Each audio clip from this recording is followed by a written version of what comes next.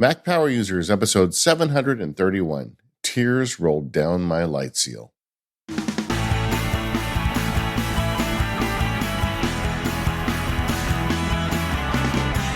Hello, everyone. This is David Sparks. I am joined by my co-host, Mr. Stephen Hackett. Hello, Stephen. Hello from the future. Yes.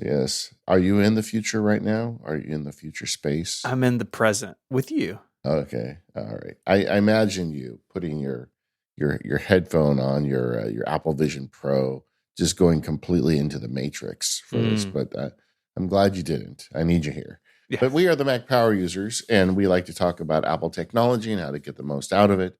And today we have a very special episode. We're going to be talking about a new platform from Apple that we have finally got our hands on.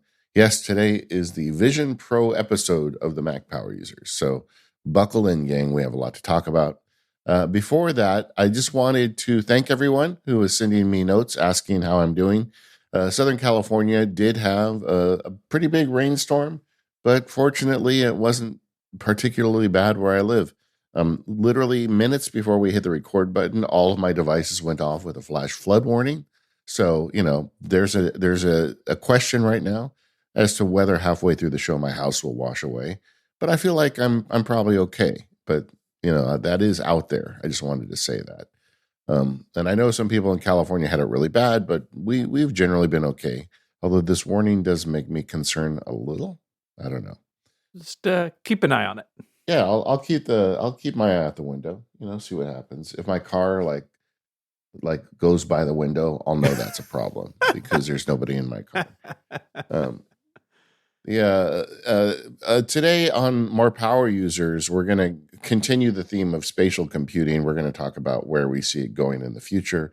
More Power Users is the ad-free extended version of the show. We'd love to have you join that. If you like, you can do that over at relay.fm/MPU. All right, Stephen, we both purchased them online, but we both elected to do an in-store pickup. I guess we should talk about that. I mean, why did you decide to do an in-store pickup and not just have it shipped to you?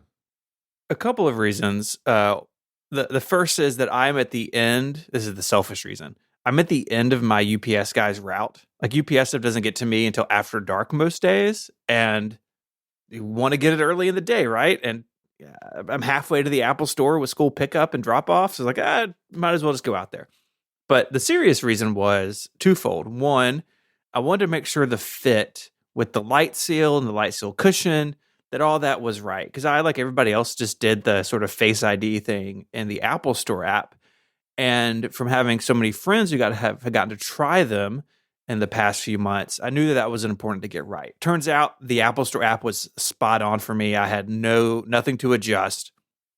But I also wanted to go through the demo. I've not used this device before. I was not fortunate enough to have a demo from Apple PR at any point. And so I wanted to go through the demo to really see what it could do, because I knew that Apple was going to kind of show the best, most impactful stuff in that in-store demo. And they did. And so I kind of wanted that whole experience. Look, generally I sort of shy away from the Apple Store. Like I'll do in-store pickup for iPhones, kind of for the same reason, to have them first thing in the morning, because, it's kind of a race to get stuff out. But like when I bought my MacBook Pro, whatever, just like ship it to my house, it's fine. There's not a big rush on that. But this one, it felt important to be in the store. That feeling when you're waiting for a delivery from like UPS or FedEx and you're anxious that you're going to miss it, or like you'll be in the backyard pulling weeds when the guy knocks on the door. I feel like there should be like a word for that, right? I don't know what it is, but there should be a word. The Germans probably already have a word for it. They have a word for everything. But but I think there really should be. But yeah, I get it. Like you, my concern was the prescription lenses and the light seal.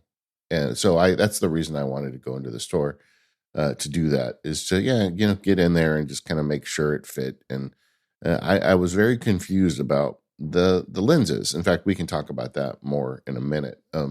But we went to the store. They were waiting for us, and they've got a new like kind of living room area in the Apple Store with little couches that you get to sit on. It's kind of funny how the way they've made. You can tell they put a bunch of effort into this. They've got a Oh yeah. perfectly sized Vision Pro table that sits between you and the Apple employee, so there's no contact there. And they bring out the Vision Pro once you get there, and they set it on the little table. Like it's like the beginning of the Lion King when they're holding up baby Simba, the way they carry it out. And then you're off to the races. Yeah, our friend Michael Stieber in his Tabletops newsletter wrote a great piece about this being sort of Apple retail at its finest. Now, mine didn't have like the cool living room thing, like I've seen in other pictures, but they did have tables set aside for it. And there was, I think it was with the original iPad. I'm just going to say that it was. Apple made a comment on stage about like, this is why we built retail stores, like so people could come in and experience these products. And, most of the time the store is just a store, right? You go get service, you're picking up a case, whatever. But there are these moments, right? There are these moments in time where sort of the promise of retail like springs to life. And that's sort of the moment we're in, I think. Yeah, I agree. And particularly with a product like this, I feel like this makes a lot of sense to go the extra effort and do all this stuff. That said, my store experience was not ideal. What happened? Because mine really wasn't. Mine felt a little disorganized. Tell me about yours though. Well, it was just a little weird. I sat down and they're like, "Okay, well, we're going to scan your face again." And then that led to a very hushed discussion between the employee and the manager. And they kept looking at me and then looking at their devices and looking at me. And I'm thinking, well, damn, did they like sell mine to somebody else or something? I don't know, and finally I said, what's going on? They're like, oh, well, your scan here is different than the scan you did at home. I'm like, okay, well, I wish they would have just told me rather than leave me in the dark. It was like 3 or 4 minutes. I was just sitting there watching them talk to each other about me. It's like the doctor like having a hushed conversation outside the room. It's like, no, I really want to hear what you're saying. I really need to know. Yeah. I had that once when I had a medical thing and had to go see an expert, and the expert spent a bunch of time on me and then figured out what it was. And then he says to me, man, that could have been really bad. And I was like, what are you doing? What are you saying that to me for?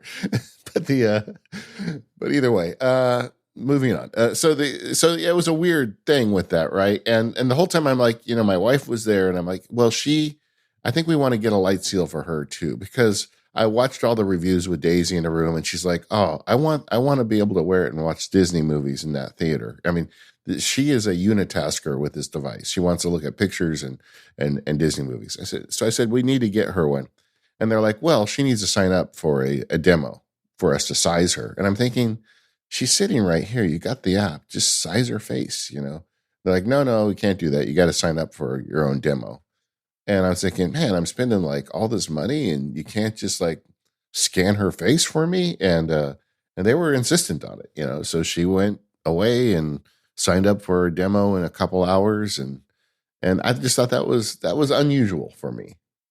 Yeah, we had some of that. So I took Mary with me and so I did my pickup. I got there. They said, do you want a demo? I said, yes. I should say my Apple store is small. It's in a small market. It's how it's always been.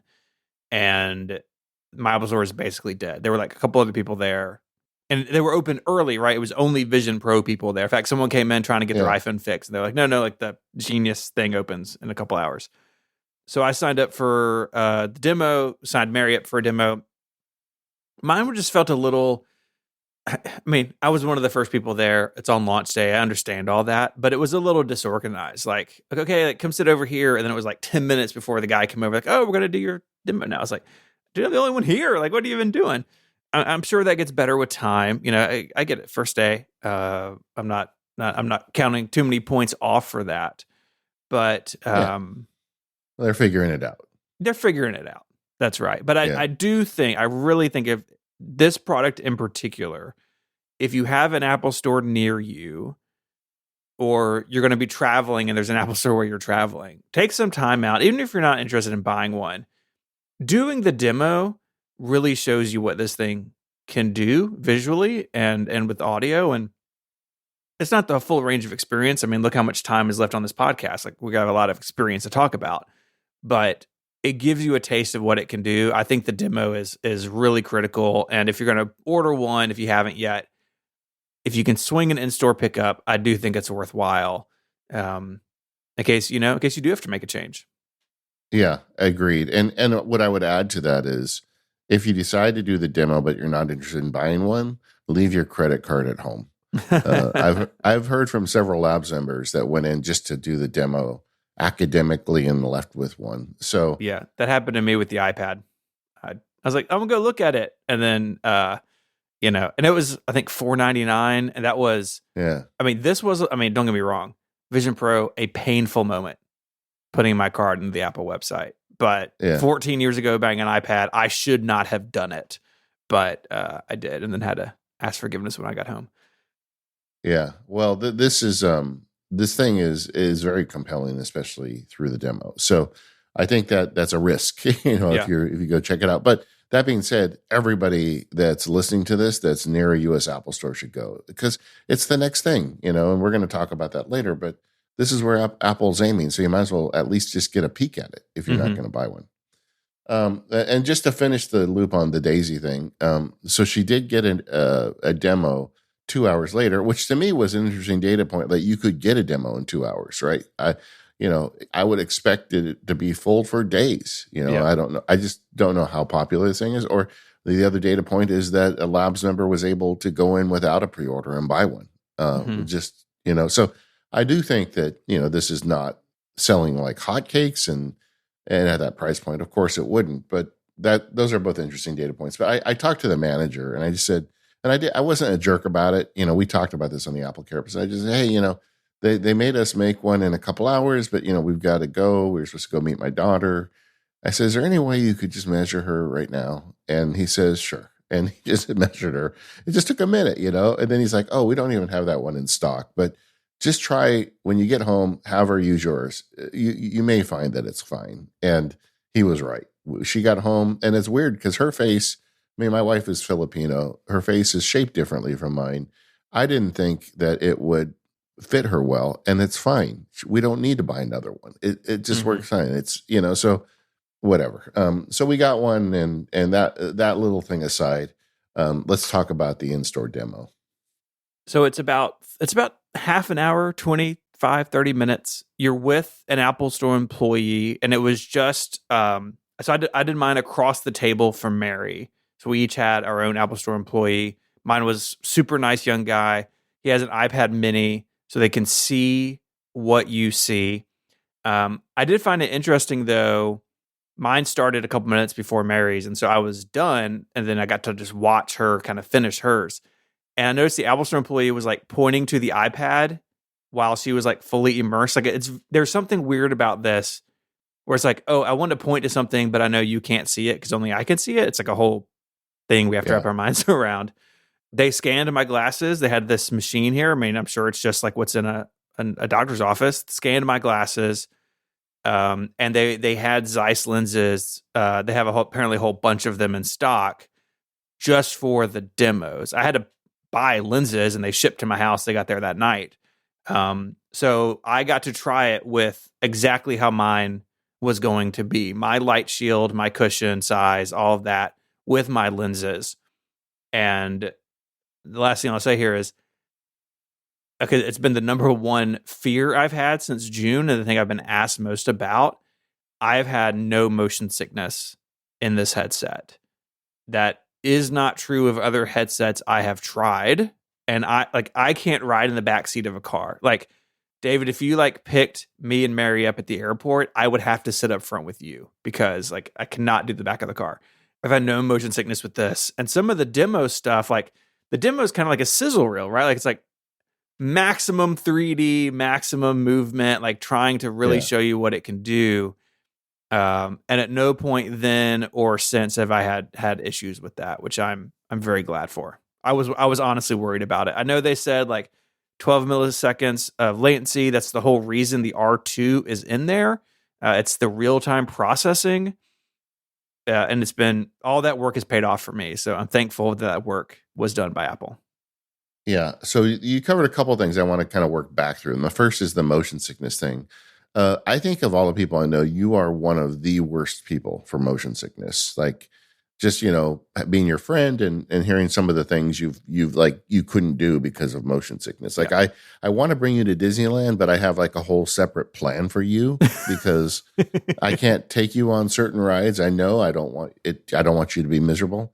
But but so that's good to hear. But we did a meetup in the labs just yesterday as we record the show, and there were like about 10 people there that had them, and I asked at one point, is anybody that have them have any motion sickness issue? And nobody did.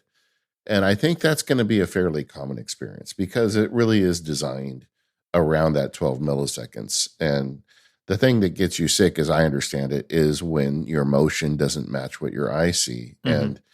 And this is like, it reminds me of the original iPhone. When the iPhone came out and you would scroll in Safari, the governing principle was always scroll, even if you don't have time to render what they can see. It used to do like a little checkerboard grid if you got beyond the cache, but it would still scroll. And when you stopped, it would update wherever you had scrolled to. I feel like, in that case, that scroll was more important than the update. I feel like in the Vision Pro, the 12 milliseconds is more important than anything else. Like, even if it means it's going to be grainy and ugly or whatever, don't ever, slow down the refresh rate. This is just my general impression because I haven't heard of anybody that got sick from using these things yet.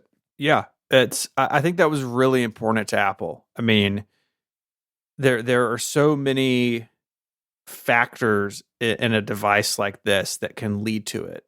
You mentioned the most important one of your eyes and your inner ear, which senses motion, that those things don't line up. Another component of it can be what you see and what you hear is slightly different. And we will get to the audio of this device, but like everything is so well done. I would imagine in the ranking of importance at Apple as they're engineering this thing over the last decade or however long it's been, I'm sure motion sensitivity was the top of that whiteboard because they've absolutely gotten it right. Yeah. And since buying it, I've now used it, I don't know, probably 20 hours, and I've still not had any sense of motion sickness or anything. Even like, I guess just to kind of continue on that thread, eye strain is another one people asking about. I don't feel any eye strain. I don't feel any more eye strain than I would staring at a monitor for several hours. I mean, the whole thing to me, physiologically is solid. I don't seem to have any problem. And again, I asked that question in the lab, same thing. Nobody had any particular problem with eye strain. Good. Now, the lenses is interesting to me because it was very confusing to me going in whether or not I needed lenses. So they sell reader lenses. So my current condition with my eyes is I can see 20/20 at a distance, but I need readers to read a book. Like if you put an iPhone in front of me without reading glasses, I can't read it. So it was curious to me because as I understood it, the focus range was like 2 meters. And that seems like, well, I see fine at 2 meters, but then the actual screen is, super close to my face, so close to my face that there's no way I could focus on it. Nobody could, right? So do I need readers or what? So I ordered it with the readers that match my reader prescription, and they had it set up in the store that way. And when I got it home, just out of curiosity, I took the lenses out and looked at it without the lenses. And the text was a little fuzzy, but it was totally readable. But it was it wasn't as hard to read as an iPhone would be without reading glasses. So I don't know what the story is. The background for me on that thing is generally a little out of focus. Like not the apps and the text, everything is super sharp. But just like when you have the pass-through mode, I've got I've got some stuff against the wall in the studio. If I look at that stuff, it's a little out of focus. And I don't know if that's because I'm essentially looking through reading glasses at a distance. I honestly still don't understand it. But I do think it's slightly sharper for me to wear the reading inserts. So I'm doing that. Yeah. And the inserts are really cool. I mean, they're just magnetic. And I was going to say the eye holes, but that's a terrible phrase. Yeah. The screens? Yeah, they're not symmetrical. It's like you can't mess it up. They're super easy to install, and then it comes with a little QR code, and you match up. So the Vision Pro unit knows what lenses are in it.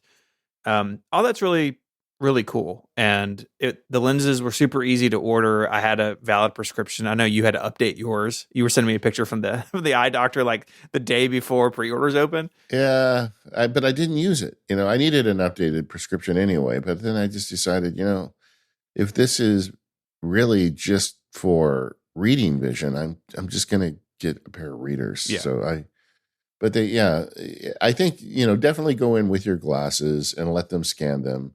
But like, I guess need a progressive a bit. I don't know. It's confusing, but the long and the short of it, if you just use reading glasses, just get the reading inserts. You'll be fine. Mm-hmm. Yeah. But you do need them, apparently. Do need them. You mentioned Daisy's use of this. I do want to talk I just want to touch on Mary's experience because she obviously knows what I do for a living, but she doesn't follow it, right? She knew this was out because I told her. And when I scheduled my pickup, I scheduled it at a time where we could both be there. And I thought, I really want you to experience this. I'd like to hear what you have to think about it. And her takeaway was the technology is amazing. And she really viewed it as a way to like connect people. And there's I linked to it on Tuesday on 512 Pixels, but Cleo Abram did a video about that. Like, is this a device that we can use to connect with others in new ways? And she was super interested in that, but she also, I think, is really struggling with it covers your eyes, and that's like weird socially and kind of troubling socially. And that was just interesting to me to hear her insight, because I think a lot of people will feel that way. I think a lot of people who just do the demo because they're interested in it will think it's incredible, but kind of wonder where it fits. And I think that's fair, but I was glad that she was a good sport about it. Yeah, no, and I've been thinking the same thing about it, but I want to talk about that more as we get through using the product. But I have definite thoughts about where this fits for me. And it's not, all of the use cases that Apple has come up with. It is certain ones, but not all of them. And so Daisy did not do the in-store demo. She was going to have to wait several hours, and we had things going on. But when we got home, I set up a demo for her. Is this a good time to talk about demo mode? Why not, right? Yeah. You can set up a guest mode to share with somebody. You can set the permissions as to what apps they can see. And I gave her full access, which was a mistake because she got confused. There was so much stuff in there. The next time I did it, I set it up where we'll give her the Disney app, give her the Photos app, the stuff she actually wanted to do. I just kept it simple for her. And you can mirror it at home, so you can also give them, kind of coach them through it. But I think it's really nice. You do have to go through and connect the dots. When you turn it on, it does a retina tracking, and you have to like calibrate it. In guest mode, every time she puts it on, she has to do it again. Whereas I only had to do it once. It remembers it for me as the owner. Funny story about that. I heard from a friend at an Apple store, and somebody came in to demo it, but they were drunk and they couldn't do it because their eyes couldn't focus on the dots. And the Vision Pro's like, I'm sorry, I can't understand you. Yeah. Another makes sense. Another interesting point.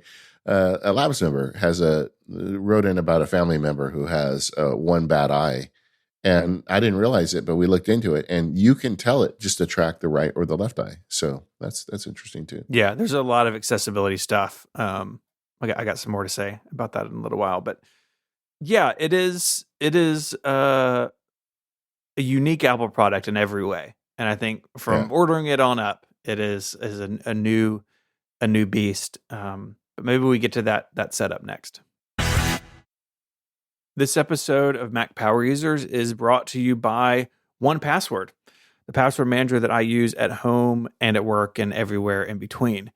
One of the reasons is because I have a bunch of different accounts set up in 1Password. So we have a business account at Relay FM.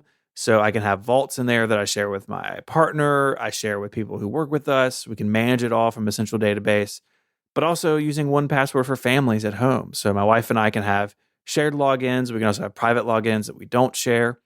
And as my kids get older, right, getting devices, I can create vaults for them as well in there. So I know that they are safe and sound with their password as well. passwords, secure notes, bank information, everything in 1Password is safe and sound. 1Password runs on all of my devices. Of course, my iPhone, my Mac, and my iPad. It's on my PC. It's also on my Apple Vision Pro. The iPad app is available in Vision OS, and it works just as smoothly as you think it would. It was really awesome setting up apps on that thing over the last few days. Just having 1Password open. It integrates with the keyboard. Like it all just works. And that's what I love about 1Password. The team spends so much time making sure they integrate so well with these platforms.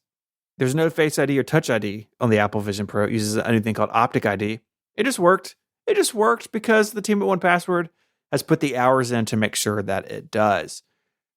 So if you're looking for a place to securely store, create, and manage passwords, secure notes, bank account information, software licenses, and more, go to 1password.com/MPU. The link is in the show notes.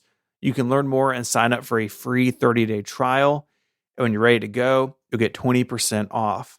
Once again, that's 1password.com/MPU. Okay. One of the interesting things is you do the demo with their hardware. They don't unbox it for you in the store. They send you home with a sealed up box. And in my case, a pair of reading glass lenses. And a couple observations about that whole process. First of all, it's a big box. I mean, Apple focuses so much on, getting a small packaging to make shipping easier. This thing really ships in a big box. It is, obviously it's smaller than the Mac Pro box, but that's what it made me think of because that box was enormous. But yeah, it's very nicely packaged. My first Apple Watch was the stainless steel one, and it came in a different box than the aluminum ones. That was when it was really important to Apple what material your watch was made out of, and you had different experiences. Yeah. But you undo this box, and it's like presented to you. The Vision Pro is presented to you at the top of the box, and there's lots of videos of this on YouTube now, and all your material is packed in there really nicely. Apple goes so over the top with this stuff. I mean, it's just absolutely incredible. I mean, even something like the Mac Studio box, I'm sure you remember this opening yours. You open the lid and like the sides sort of open up a little bit, and like the Mac Studio is like presented to you. It's like, this box doesn't need to be this fancy, but I kind of love that it is. Yeah, it is really nice, and they give you everything you need. It's, I'm glad for a product this expensive, they didn't like cheap out. You get both bands, the battery, all that stuff you need is there. Mm-hmm. And they even give you an extra light seal, although it's actually not the same light seal. It's a little thinner. Yeah, there's two cushions, which are the darker part. And from what my understanding is, some people, when you add the lenses, the prescription lenses or the readers, you have to use the thicker one, and maybe otherwise you can use the thinner. So it is a little bit of customization, but yeah, all that's in the box. We can talk about accessories, but everything you kind of need to go is just there, and the experience of it is just, man, they know what they're doing. Yeah, I agree. I wonder in the future, will it be that big of a box? Like I can imagine like version 3 coming in a much smaller package. Yeah. But, it's generation 1 of an Apple product. They always kind of spoil you a little bit in certain weird ways. And I think the packaging often is one of them, just like you were saying with the watch. So it's cool. It's a cool box. I kept everything pristine because I didn't know if I was going to return it or not. So I wanted everything able to like pack it up again if I decided this wasn't for me. But they give you everything they need. But you also bought the travel case, right? I did. Not that I think I'm going to take it a lot of places, but I wanted a way to like store it kind of all in one thing in my office. And it was $200, but I definitely had the sort of like sunk cost fallacy at this point. It's like, what's another $200? I have a take that I know for a fact now everyone agrees with this. I think the Apple Vision Pro travel case is like the sickest looking Apple hardware in ages. I think it looks so cool. It looks like something that you would Velcro to an astronaut before you send him to the moon. And, it's big. It's probably bigger than it needs to be, but it is really, really cool. Yeah, I saw it in the store, and it really has a 1960s astronaut vibe to it. Yeah. Like, because of the material on it and kind of the wrinkly nature of it. And I thought at the moment, like, you put a NASA sticker on this and give it to Stephen Hackett and he's happy, right? Yep. But it stores everything nicely. I did not buy one. I had my sunk cost fallacy expense was increasing the storage. I didn't buy a case, but I got the increased memory storage. But yeah, it is very nice looking. I was wondering generally about the third party market for this stuff. Like, you could definitely make your own case for this stuff and sell it on Amazon, or Oh yeah. even the straps, because the strap connection system is quite clever. But it's like Apple Watch bands. I think anybody could probably copy it and make other straps that would fit in, and maybe make one that's like super ugly but really comfortable. Yeah. My question is, like, are they selling enough of these that people are going to actually get into that game? It's easy to do with an Apple Watch or an iPhone because there are like billions of them. But that's not the case with this. So I don't know if there really will be a thriving third-party market for these accessories or not. But do you see Waterfield is working on a couple of Apple Vision Pro bags? Oh no, I didn't. But of course they would. Those guys are the best. Yeah. Yeah, of course they would. But I think it's going to be, so there will be some, but I don't think it's going to be a massive influx of devices for it. But that's cool. The Apple queso looks good, and I immediately knew that you would love it when I saw it. So you get the thing out of the box, you put the strap on. Do you put the one that's the one that goes behind your head, or you one that goes over the top of your head when you get it out of the box? Which one did you use? Yeah, so I've really been trying the Solo one, which is the one in all the press photos. The Solo knit band is what comes on it in the box. The dual loop band is like tucked into the box, like it's a shameful secret. Like Apple didn't really want to ship it. There apparently was a combination at WWDC and some of the other demos of the Solo knit band, but with the loop on top. I don't know whatever happened to that thing. But for me, for longer term use, the dual loop band, while both more fiddly and less nice looking, is far more comfortable for me, at least. Yeah, me too. I mean, it's shocking how much more comfortable it is.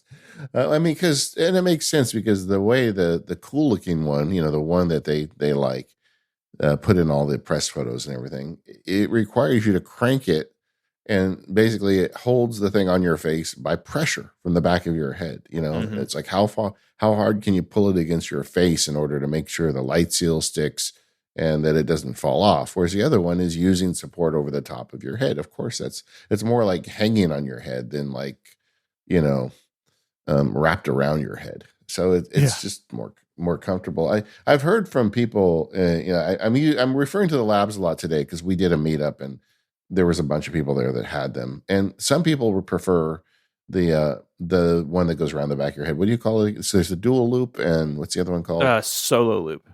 Yeah, the solo. There's some people who prefer the solo loop, and I guess maybe it just depends on how your head is shaped. But I don't think I'm going to use the solo loop too much because it's just kind of difficult. Although I think when I share it with people, I may use the solo loop because I think it's easier to get on.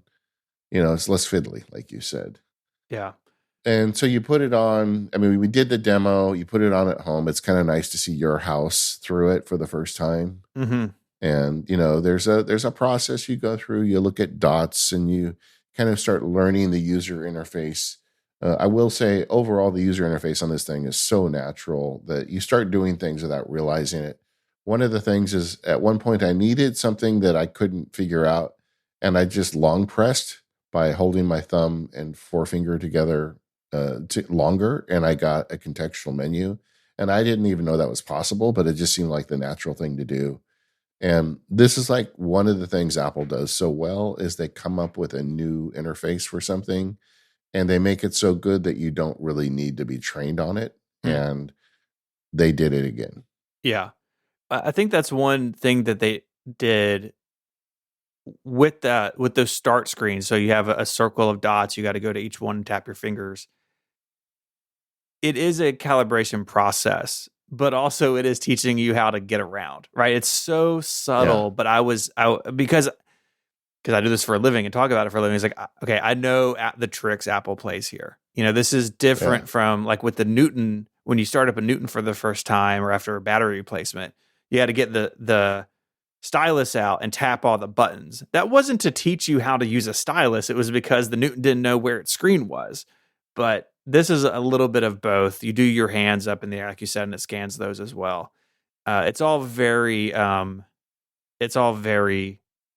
clever and nice. Like, it doesn't feel like you're doing, retina training or whatever it is. I'm just looking at some dots and tapping my fingers, and it's kind of fun because there's like a little music note and they're rainbow colored, and it's all very nice. But I agree with you. Having it in your own environment changes it in a way. So where I've been using mine mostly is I have a love seat here in my office, kind of behind my desk, and it faces the other wall. And I've kind of known since June is like, this is going to be like my Vision Pro space. Like a while back, I sort of like ran an outlet over there. So, I can plug in if I want to. I'm looking at a couple different side tables at IKEA to like put all my Vision Pro stuff on. It's going to be like my Vision Pro workstation. And you put it on and you're just like looking around your room. Like, I know every square inch of the studio because it's not very big.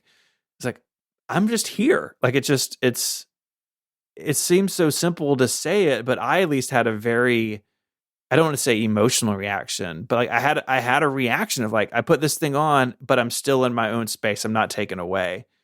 It was really something I didn't expect to have a feeling about, but I definitely did. It's hard to like nail it down, but there is a bit of an emotional reaction. And I think that's because we're Apple nerds. I don't think most people are going to feel that, but yeah, it's like to see the icons for my apps and my data floating in my space. I mean, I still get it every time I put it on, and it all comes up. It's like, damn, this is real, and it's like, and your brain gets totally faked out by it. It's not perfect. It's a little dimmer. If the room doesn't have good lighting, it's a little grainy. You can tell you're looking through screens at some level. Yeah. But very quickly your brain adapts and forgets that you're looking through screens.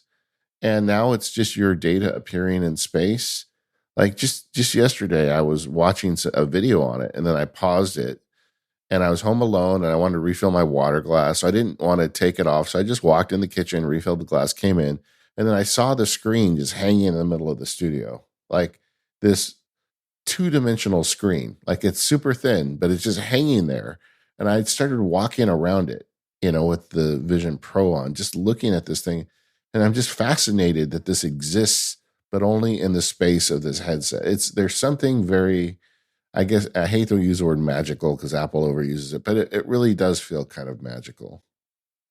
Yeah. What do you think of the hardware overall, now that you've been using it for a while? It's incredible. It is heavy, and I think that's why the strap conversation is so important. It also throws off an amazing amount of heat. You don't feel it when it's on your face, but you feel it when you pick it up or take it off your face or whatever. But the design of it, like, you have this aluminum and glass, but then you have this stretchy fabric, and it's all like gray and silver with little bits of orange, which, like, that's made for me and you. Like, we love orange highlights on things. Yeah. No doubt it will get thinner and lighter and all those things, but as a object, it's incredible. And the pass through and the audio is so good.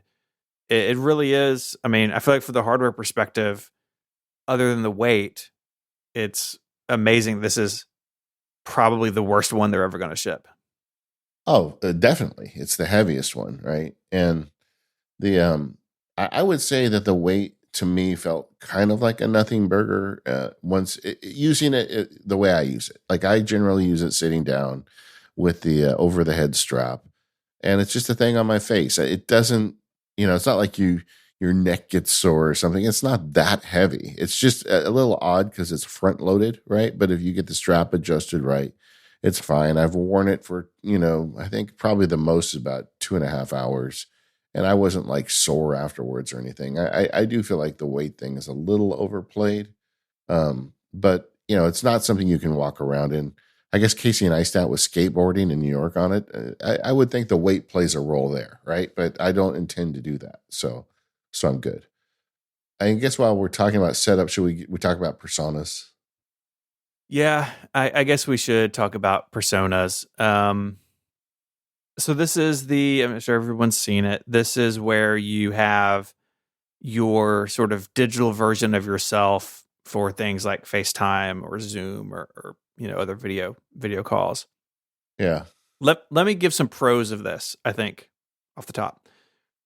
The biggest pro to this is you set it up once and it's always reused. And so you can be on a video call at 7:00 in the morning with somebody in a different country, and you don't have to worry about your hair or your makeup or what you're wearing. Yeah. That, I think, is incredible. How many times, like, do you get a FaceTime call? It's like, I just, got in from the gym, or I look gross, or it's first thing in the morning. That part's awesome. I think it's really well thought through. And the reason for that is it scans all your face, and then it is working with the sensors inside and on the underside of the headset itself to track your facial movements and then maps them onto that model. Yeah, again, I'll give you another pro because it does that really well. Like you raise your eyebrows go up. I was like playing with it, like pushing my mouth to one side of the face or the other. All that stuff was real time and right on. I was surprised at how good it did that. Yeah. I think that varies a little bit person to person. Like I know, like Mike Hurley's, his mouth doesn't open when he talks. Well, that's because he speaks the Queen's English. This thing is only he's not allowed to have a Vision Pro yet. Yeah. But I think it does struggle with some like facial hair situations and stuff. But yeah, generally it does a good job. And look, sometimes with Apple, you can connect the dots looking backwards. This tech, I'm sure, has its roots in Face ID and all of that hardware in the front of the iPhone and Memoji. Remember that thing where like Craig Federighi's like looking like a chicken and Tim Cook's an alien? Like that's what we had to get to here. But that does kind of lead to a question of why Memoji aren't on this device. Like why is that not an option for FaceTime or Zoom calls? And my theory on that is that Apple views this as something that they want to be taken seriously in professional environments, and maybe they don't want you to look like a zebra when you're on the phone with your CFO.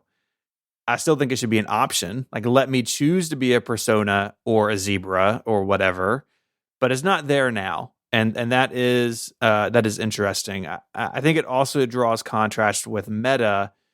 With its headsets, they are doing a lot of avatar type work where you kind of design your character and then they map all your facial stuff onto that. Some of that stuff looks pretty bad, especially the early versions of it. And I think Apple doesn't want to be associated with that, even though some of the personas are kind of janky. But I do think there needs to be something, whether it be an avatar system or Memoji or something, because there are people who aren't going to want to use personas, who want to display themselves differently or just want optionality, right? Like maybe I want to look like me when I'm at work, but I'm with my friends on a FaceTime on Saturday night. I want to look another way. And so hopefully that comes with time. But so far it's not there. I'm going to make an admission here. Okay. So the first time I did it, I didn't know what I was doing. And I had the camera slightly too low and I had my arms kind of pushed out. And I ended up looking like a 70-year-old, 300-pound person. And I was shocked, when I looked at it, I was embarrassed. It's like, do I look that bad? And then I realized, no, this thing just sucks at doing this. So then I went to a dresser that was my eye height and I put it on top of that. So I wasn't holding it with my hands. I looked, poked my chin out, the trick you do when you're overweight. And then I made a decent one. But the fact is these things don't look very good. They do reflect your face well. I understand what Apple was going for, but I feel it needs work. That being said, when you use it, like if you talk to somebody after 3 or 4 minutes, you stop looking at it, and it's just like, okay, that's Steven enough, right? I can see if he's smiling or if he's frowning or whatever. And I get where they were going with it. And this is, just like this is the heaviest Vision Pro, this is going to be the ugliest persona. All that stuff is going to get better over time. But I completely agree with you. I think we should have the option to make our own Memoji. And, if you don't want to be a zebra with your CFO, then don't be a zebra with your CFO. Use your persona. But uh, for a lot of people, this stuff isn't about talking to the CFO. And especially if this hits mainstream in the future, I think just like on the phone, we should have the ability to make whatever character we want. Um, and I really hope that they'll reconsider that. It's a total Apple decision in my mind to say, oh, we don't want to look like Facebook. We're going to be the professional device. It's just going to be your actual face. We don't need to do this silly Memoji stuff. But you know what? Some of us want it, and I really hope that at some point in some future iteration of the product, Persona gets better, and that we get the option to do something other than Persona.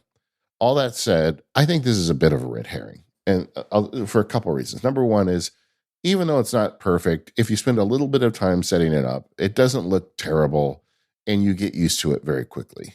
I mean, right now we're kind of in the honeymoon phase where that's the thing. When you show up with a Persona, everybody wants to talk about how ugly it is.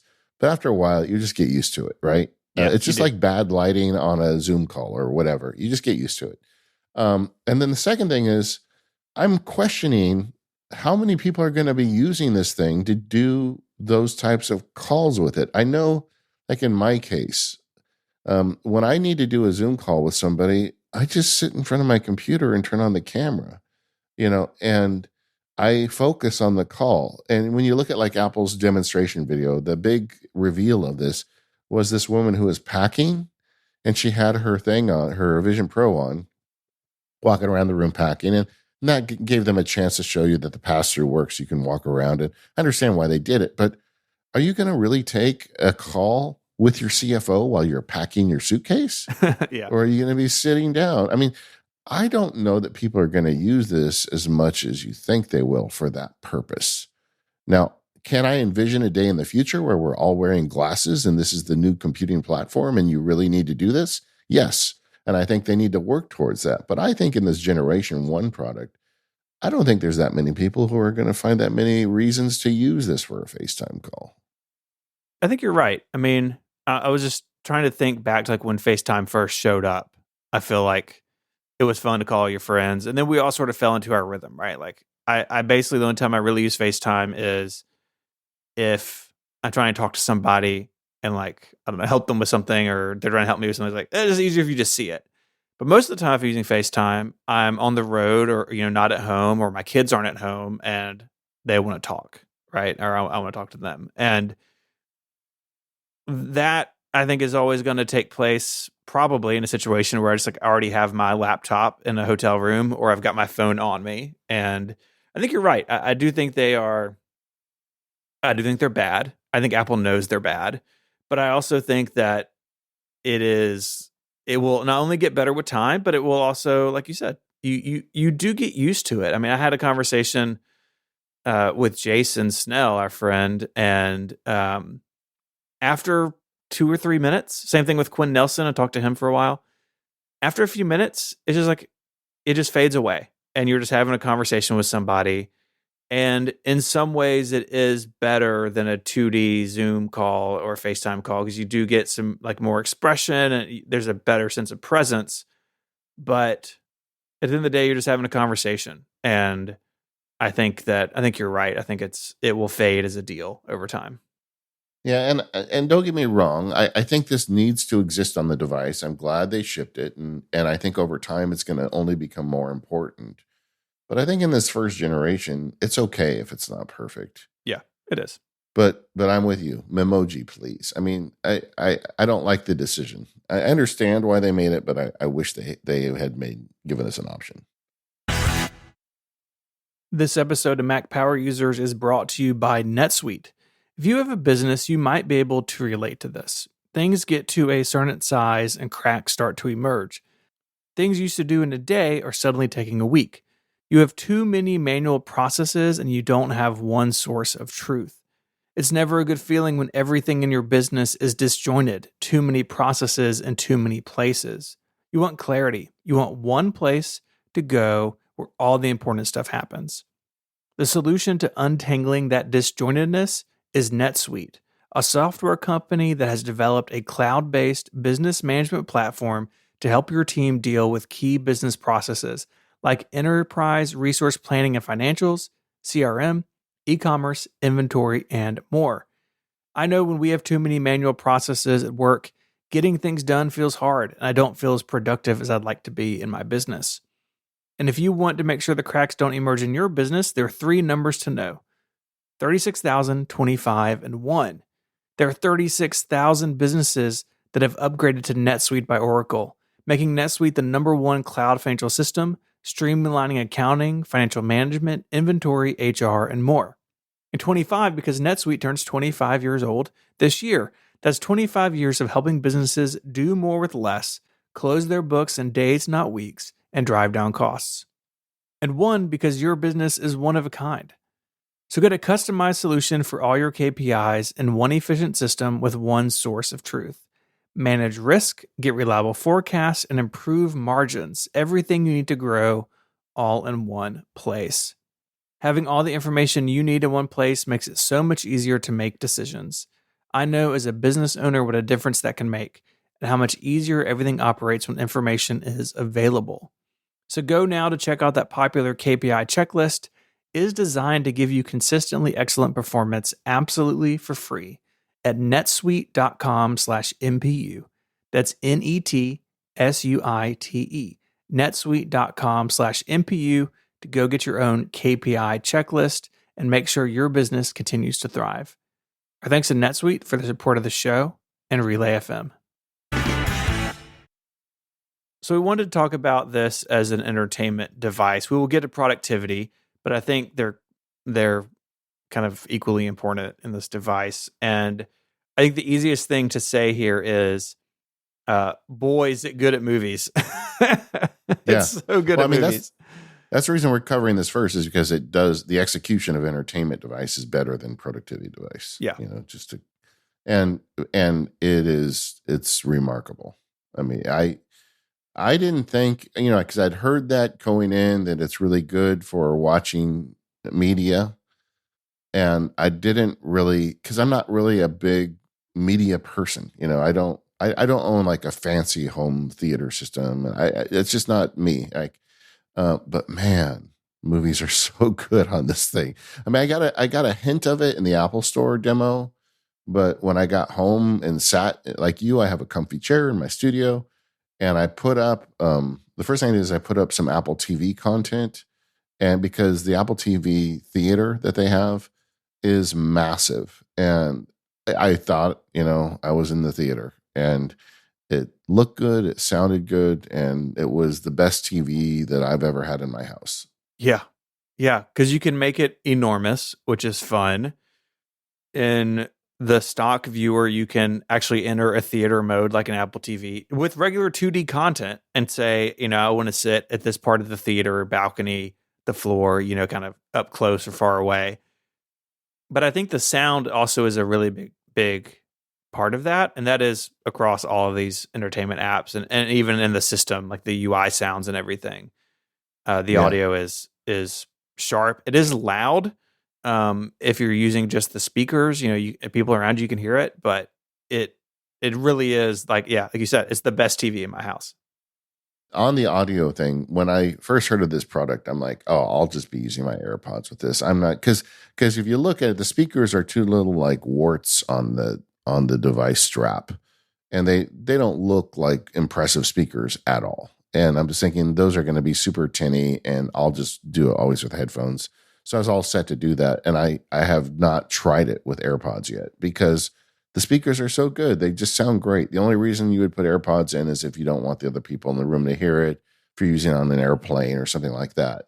But to get back to the screens, I guess I should back up a little bit. So you can put a screen up without being in what they call an environment. So if you want to just watch Apple TV Plus, it's a screen, and the rest of your room is still there. You can have your weather app and your reminders or whatever you want, there in front of you as well, and just have the TV as a TV screen.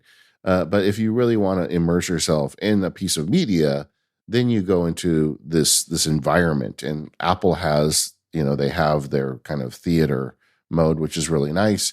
And that kind of leads me over to the Disney Plus app. a lot of these media companies have taken kind of a standoffish approach to it. Apple and Disney, they're very similar companies. Bob Iger is on the board of Apple. At least he was last time I checked. And these guys get it. They're both companies that specialize in customer experience. So they get it. And they made a really nice Disney Plus implementation for it. And so you go in it, you can pick a Disney movie or Star Wars or Marvel, any, the Disney properties. And they also, a couple things. First, they have 3D movies in their day one. So if you subscribe, you've got a whole bunch of 3D movies. And the 3D movie experience on this thing is not like any 3D movie you've ever seen before, Yeah, it's good, unlike the other ones. Yeah, you don't have to watch it through sunglasses. I mean, it's... Yeah, exactly. I will say, just to stop the email, Bob Iger resigned from Apple's board in 2019. Okay. But you're right. They are, in some ways, Apple and Disney are like two sides of a coin in a weird way. But the regular 3D movies look incredible. I have tried 3D movies in the theater, did not have a good experience. And these look great. I watched probably half an hour of, I even forget which Avengers movie, in 3D. And it's not weird. It's not flickery. It's not strange. Like sometimes there are movie theaters. Like it looked fantastic. Yeah. Well, I had a more emotional response than you did because so I put on the Disney Plus one, and then they have so to add to these theater, they have these surroundings you can put yourself in. They have the Disney Plus theater. And so you're sitting in your chair, you turn it on, and then the screen gets even bigger, and it's like you're in a theater. In fact, one of the things the Disney theater does is it puts a drinks table right next to you. That is a virtual drinks table. I'm like, it looks so real. You could literally set a drink on it without realizing that then your drink clatters to the floor. And Daisy's like, I think we need to put a table there. When we watch this, we need to have an actual table there. But and I was thinking, well, what will I watch? And I wanted to do a 3D movie, and I saw Moana there. And so I said earlier, my wife's Filipino. My kids are half Filipino, mutt mix from me. And but I feel a connection to that character. They remind me of my daughters. And I remember seeing the movie years ago and how I really enjoyed it. And I said, well, I'll watch the end of it, because I remember the end was very kind of emotional and very epic. There's a battle, and then there's all sorts of things and going on. And it's in 3D, and the 3D effect is amazing. And then you get to the point where she has kind of her moment where she realizes her power, right? And she sings, and the music swells, and this young woman, saves the world. And it just, if anybody's seen the movie, they know what I'm talking about. But it got me a little teary, and so I'm in connection with my emotional side, Stephen. I can cry a little bit during a movie. So, but I had this stupid thing on my face, so I couldn't wipe my eyes, right? And I'm like, well, I don't want to lift it up and wipe my eyes, because then I just want to see the movie end, right? If you're in a theater without this thing on your face, you could just wipe your eyes off. But I didn't do it, so I'm crying a little bit inside the thing. I finish the movie, and I take it off, and I look at the seal, the rubber seal around it, and it's all wet. It's like the tears had dripped into it. I thought it was funny. It's like, oh, okay, well, here's a downside. If you watch a movie that makes you cry, you're going to get your Vision Pro wet. But anyway, I have a tear-stained Vision Pro seal. You do. It really is impactful. And there is something cool about the environments in the Disney Plus app in particular. I, of course, as I'm sure you did, I tried Tatooine first. And it's like, I'm sitting in a speeder, man. Like, I'm in a speeder. And it was awesome. And my immediate thought was, apps should be able to donate these environments to the system, because you can only be on Tatooine or in the Avengers Tower or the Disney Theater while you're in Disney Plus. And when you're in the rest of the system, you're just in Apple's. They have maybe 10 or 12 you can choose from. Some are labeled coming soon, which I don't understand. Like, why are you showing them to us if they're not here yet? I don't know. But it would be really cool to kind of yeah, what if Disney could make a bunch of these, or what if I could, do all my regular work like sitting at a booth at Pizza Planet from Toy Story, or on like name Yeah. whatever entertainment you want to.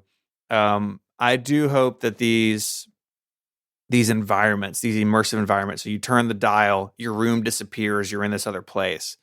That Apple works with partners to bring more of those in, because I mean, really, I think if you want to see what this device can do from an entertainment perspective, Apple TV Plus and Disney Plus are the two you got to check out. The others are good because they're big, but Apple and Disney have done the work to really make this shine. Yeah, I agree. They should be donated and available cross-platform, and the environments can be a productivity thing, which we'll talk about in the next segment.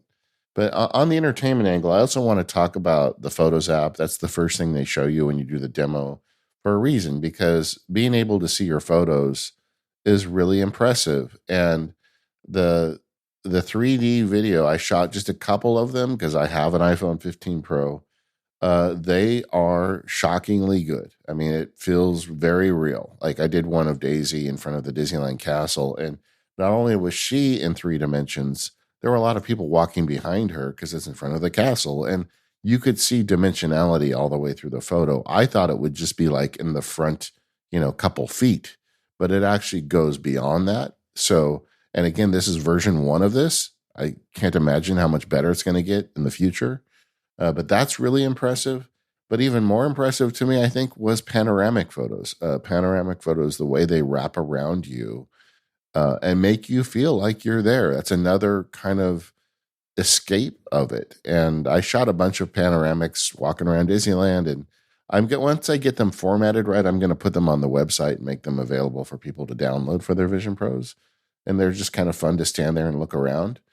But the one thing that occurred to me is, why can't I just use this like a wallpaper in here? Mm-hmm. What if I don't want to look at my room? What if I just want to put the Millennium Falcon, as the background, and then lay my apps in front of that? Yeah. So I can see a lot of places to improve on this, but the entertainment of this device, if there is an excuse to spend $3,500 and feel like you're getting a bang for your buck, I think the entertainment angle is probably the best reason. Like if you look at how much it costs to buy a TV that big and a sound system and all that stuff, this is not that expensive, in comparison. I will say about the panoramic photos, they're incredible. And it's really cool that all your panoramic photos you've ever taken are available to you. Like, I think that came with the iPhone 5 or 5S. Like, it was a long time ago. But I think the only way Apple knows something is or the only way it detects if something's panoramic is based on the ratio of the image. And for better or for worse, I end up having a lot of stuff in my photo library for work. Like, I have this website banner and I need it on my phone to upload to this or whatever. And so I've got a lot of cool panoramic photos I've taken over the years, but then scattered in there is like this huge web banner for our St. Jude fundraiser, or this banner for like something Relay did 5 years ago. I was like, I need to clean that out a little bit.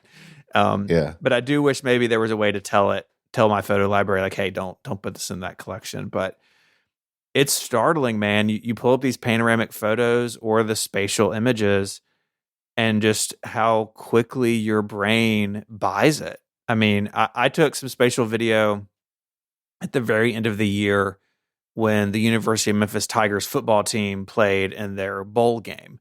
So I went to the game with a friend of mine. It was extremely cold, and I took some spatial video knowing this device was coming, with my iPhone 15 Pro Max. And I replayed that video on the headset, and I swear just for a second, my hands felt cold. It was so cold that day. And that's what I remember from that game. Like, we won. I had a great time with my friend, but we almost froze to death. And it's like your brain just brings these things back. And I think that's a really powerful use case for this type of device. Like, and I think we're right in lumping it into entertainment, but like, it's kind of your own entertainment, your own memories. But it's really powerful. It sounds silly until you experience it, but it is definitely a thing.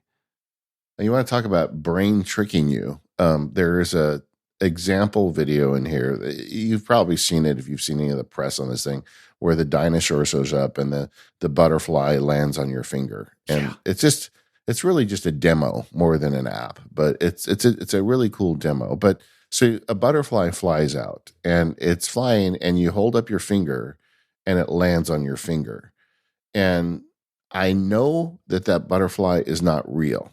I know it positively in my brain. Mm-hmm. And I'm telling myself that butterfly is not real, but when it lands on my finger, every time I feel its legs on my finger. And I don't know why. There was a PhD guy in the labs who says, no, it's your brain. It's just your brain is going to do that. Don't worry about it. And then but it's just shocking to me that my brain can go against my own knowledge. Yeah. But do you feel it when it lands on your finger? Have you done that? Yeah, I did it. I did it this morning. So I knew people had that reaction to the demo. And so I chose to do that last before recording today. It's like, okay, I'm pretty used to a bunch of this other stuff. Will this still feel this way? And boy, does it. I mean, I put my hand out and it comes and settles on my hand, right? It's like, yeah. You feel it. And then you look up and there's a dinosaur looking at you. But what really got me is the dinosaur turns around to walk away from you kind of at the end of the demo, and its tail swings out of the frame. And it's like, I almost wanted to duck, because I did this actually in my den where we have a ceiling fan. And I thought, oh God, it's going to hit the ceiling. And then I was like, oh, right. Real fan, fake dinosaur. But the edges get blurry. Yeah. It's the same thing. Like there's a scene in the store demo where this rhinoceros starts pushing its way towards you, and you really feel like, I need to get out of here. This thing's going to run me over. And yes. And it's very strange. And the other thing I notice is there is a virtual keyboard, which we'll talk about in the next segment. But I find that when I touch the keys on the virtual keyboard, I feel the touches, which doesn't make any sense to me. It's just pixels on a little screen in front of my eyeballs, but I can physically feel myself press it. It's like a brain farted haptic feedback, but I keep telling myself it's not there. Stop feeling it, but I still feel it. I don't know. It's just so weird. But that's just a little, it is right. It is weird. Yeah. I do briefly want to just touch on the mindfulness angle here. I know you've had a long-standing mindfulness practice with meditation. I know a lot of people aren't where you are with it, and Apple does have their mindfulness app and sort of content in here as a native Vision OS app, as opposed to an iPad version. So I have tried this a couple of times, and it's pretty good. If I want a device to help me with a breathing exercise, I actually still prefer the Apple Watch, because you get the taptic feedback of with Apple's Breathe app, or I think they've renamed it Mindfulness now because it does more stuff.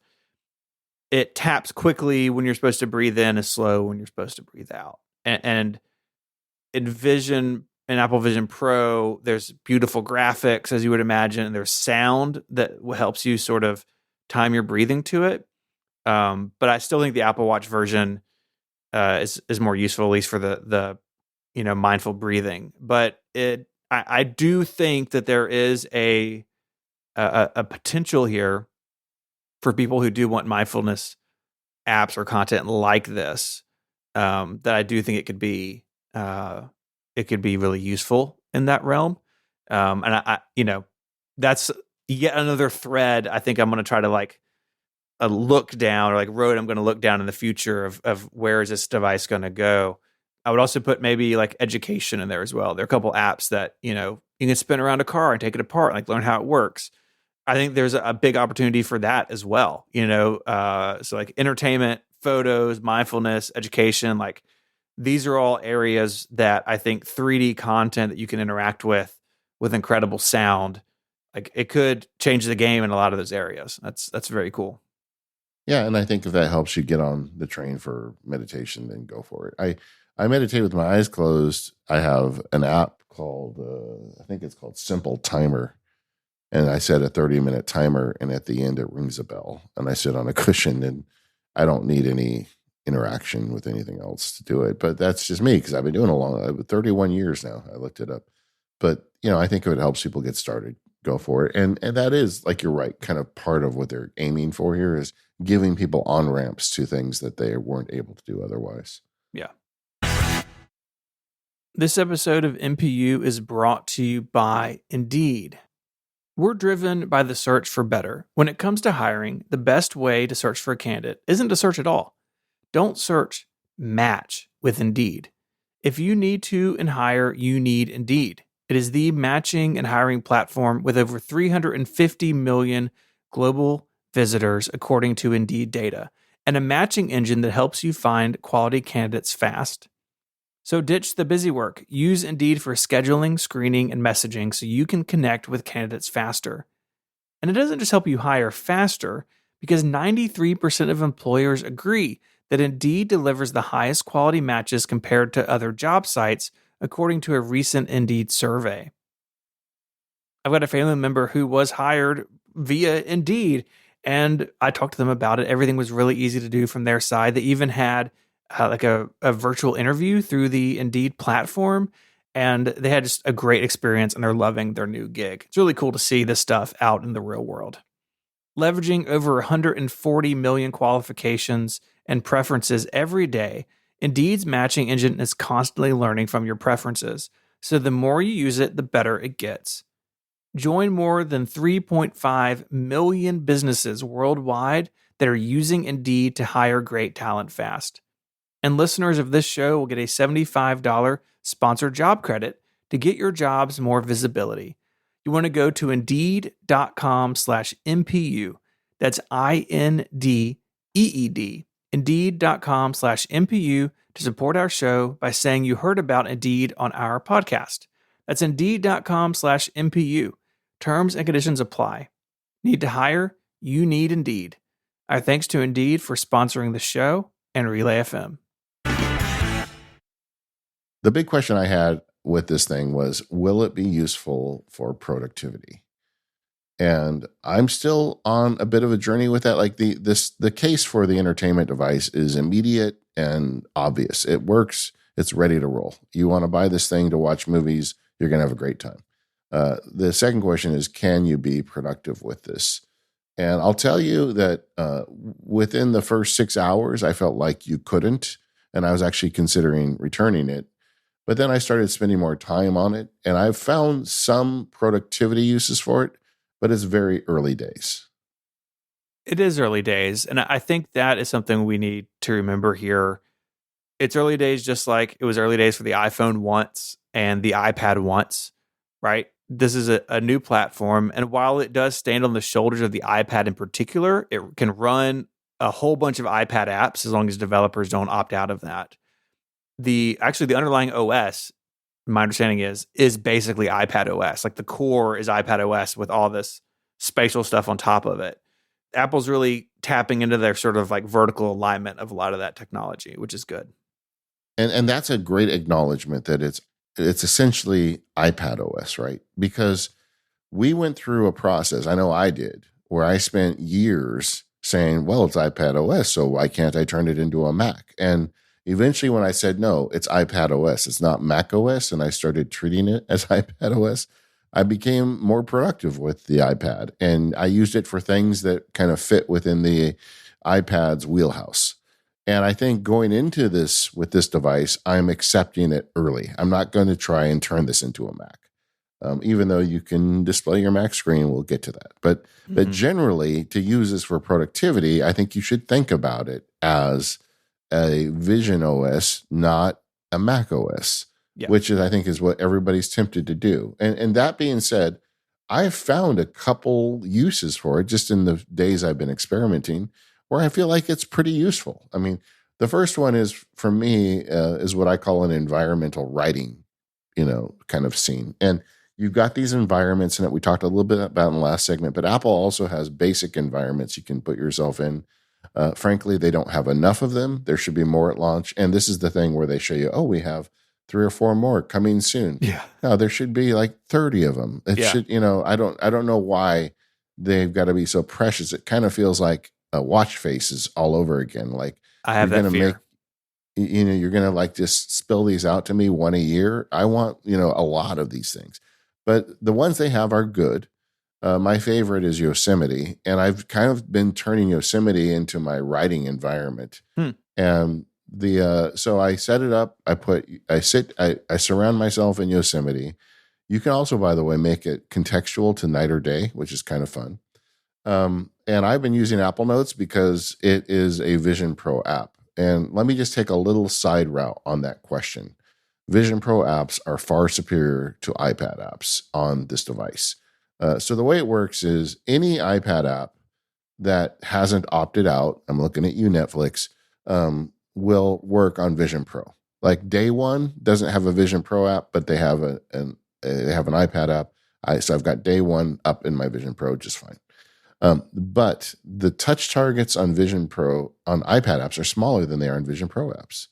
And the eye tracking is great, but it is not super refined. I feel like I have found myself with some iPad apps trying to push a button that I just can't push. Yes. I just can't get my eye to stay there long enough. And then my eye drifts at the last minute as I'm clicking my fingers or whatever. And it is super frustrating to be looking at a button, trying to push it and not have it push. Mm-hmm. That's never happened to me with a Vision OS app, but it's happened to me with some of the iPad OS apps. But either way, so getting back to my writing environment, I will put up Apple Notes because it is a Vision Pro app. And there aren't many other writing apps that really are on Vision Pro yet, although I've heard from developers and they're coming. But Apple Notes is fine. So I put it up there and I just dictate to it. And I just go hog wild. I sit back in my comfy chair and I've got a list of things I want to do. I can, I've got 3 or 4 blog posts to write. I've got, something I'm writing relating to a labs event or something. And I just grind through them, and just keep pressing the plus button to make a new note. And I just get them all done sitting there in Yosemite. And already after just a few days, it's like Yosemite shows up, Apple Notes comes up, and my brain's like, okay, time to write. And I don't think about anything else but writing. And that's exactly what I wanted out of this. I wanted to be able to kind of hardwire my brain to a certain environment as the place that you do a certain thing. And that's why I want more environments. But it already is working a little bit, just like the bug landing on your finger. Mm-hmm. I think you can wire yourself productivity-wise with this thing doing something like that. In a way, you've taken contextual computing to a whole new level, right? It's like the context I am in now reflects the work that I want to do. And I think that is super interesting. I think from a productivity angle, it's the focus aspect of it is perhaps one of the biggest pros. I agree with you about the app thing. iPad apps, they're great to have. I'm glad they're there because without them, there would be nothing on this device, including a bunch of Apple's own apps like Maps and Calendar are compatibility iPad apps, which I do not understand, but that is what it is, I guess, for now. And it means it can stand on the shoulder of the iPad ecosystem, which is great. But there's something about those Vision apps. They're easier to manage with your eyes if you're not using a keyboard and trackpad, which we'll talk about in a second. But they also they look so nice. Like we didn't even talk about this, but like the UI, like in one way, this platform has no UI because the UI is either your room that you're in or the environment you dialed into. But the chrome around the windows, the way things look, it is both kind of instantly the same as an iPad, or like the settings app looks like the settings app on the Mac, right? Because like that's the same everywhere. But the textures and the reflections and the fact that Windows casts shadows in the real world, which is the coolest trick, all of that is so well done. And you get a lot of that stuff when an app is rebuilt for Vision OS.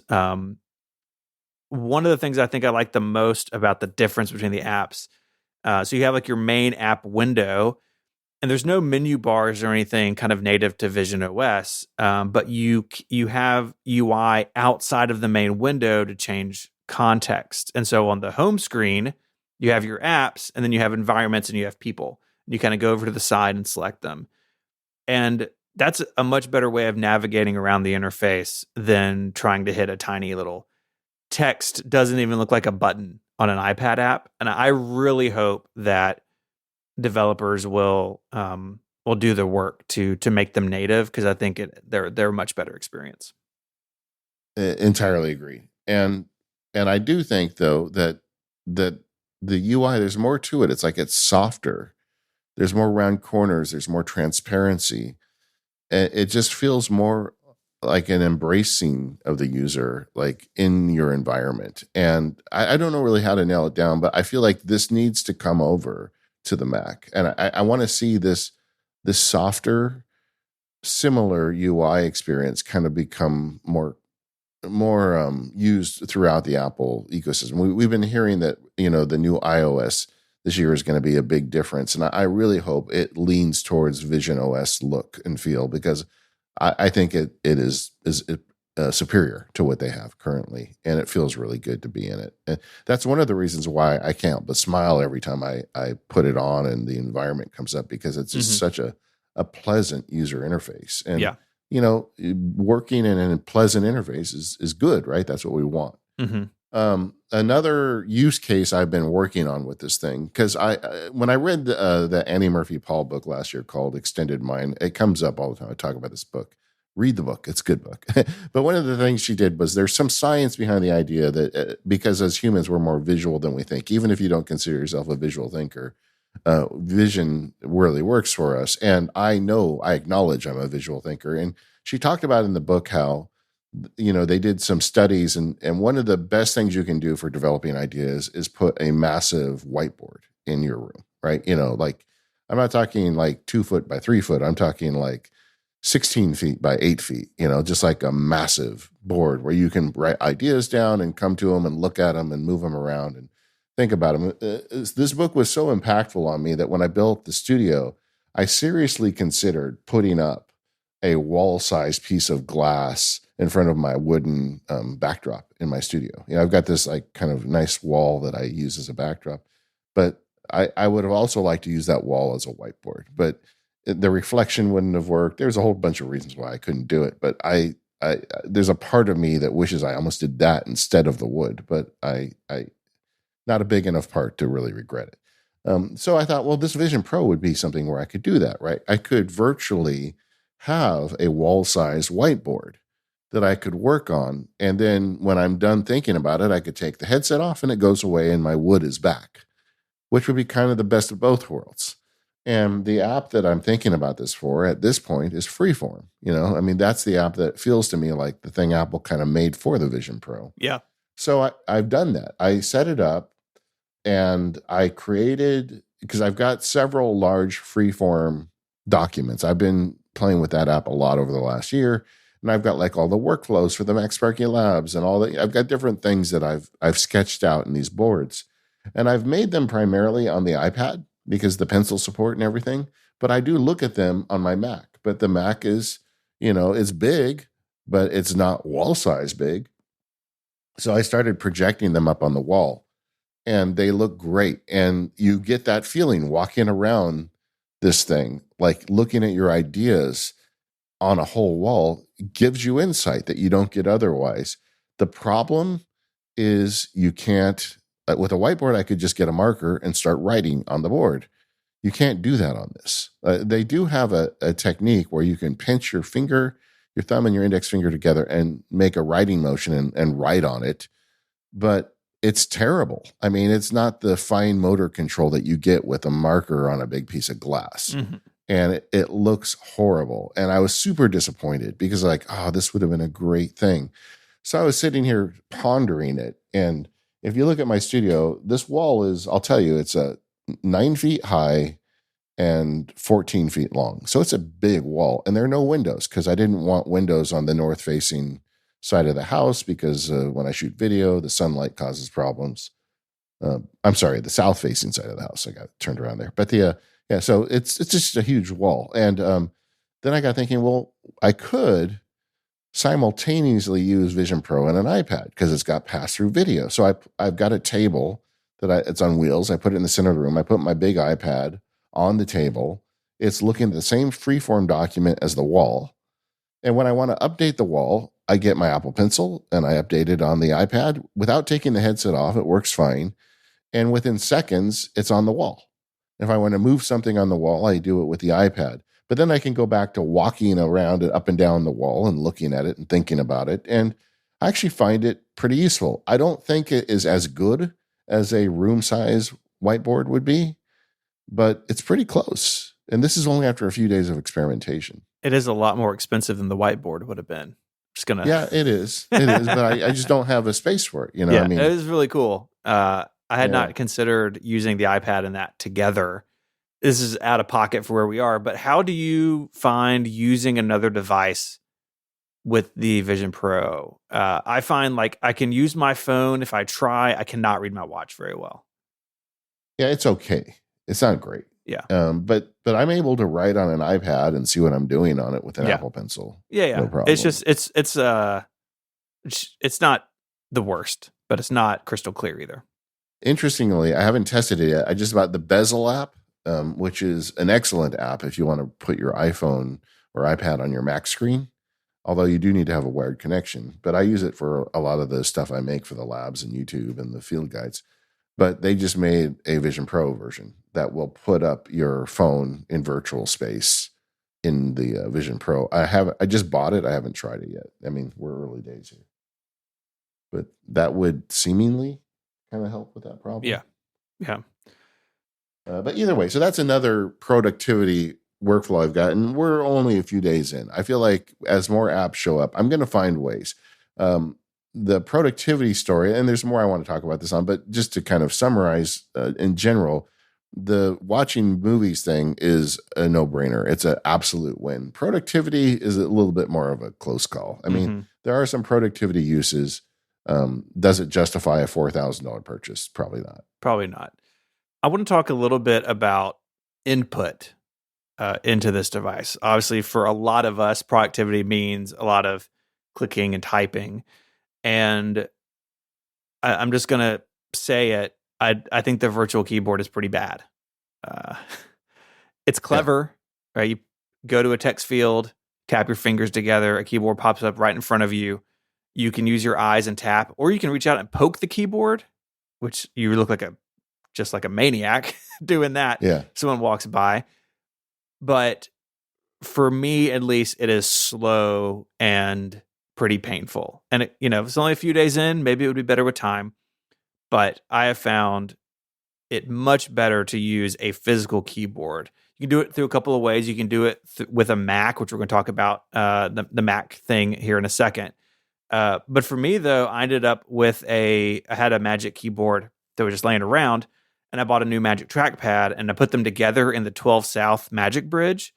So I have this thing that can just be on my lap with a keyboard and trackpad, and I have not found myself using it all the time, but in the times where I'm like, okay, I'm going to sit down and like work on the show notes, or I want to, I did some email on it the other day just to see what that would be like.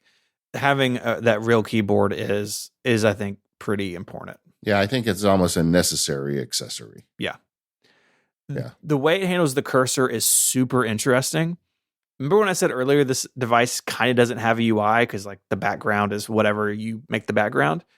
The way the cursor handles that is the cursor will jump from window to window. So imagine that I have messages on my left and Safari on my right. And I get a message I need to respond to it, and I want to use the cursor. Then I drag the cursor to the edge of the one window, and it stays for a second, like there's a little friction. Then it pops over to messages on the left. It took me a couple of minutes to get used to that, but I do think the keyboard is necessary. I don't think the cursor is, but it does make it feel faster, because I don't feel like I'm trying to like really, especially with iPad apps, trying to focus on something that's a little too small to really make sure I've got the selection right. And so I've been using both when I'm kind of in productivity mode, and I find it to be less frustrating that way.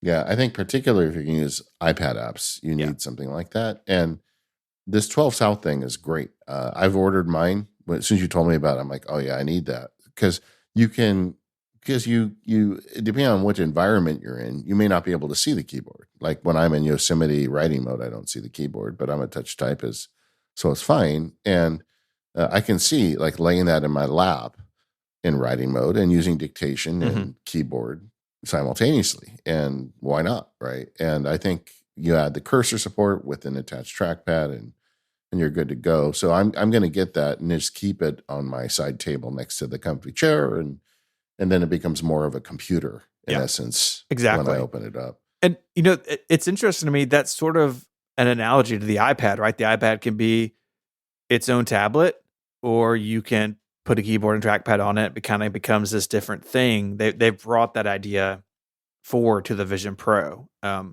I will say about the immersive environments and the keyboard, kind of how that works together. So if you have a hardware keyboard that's on your lap, one thing it does is it knows where the keyboard is, and it puts the quick type bar with like the auto correct and the predictions. Yeah.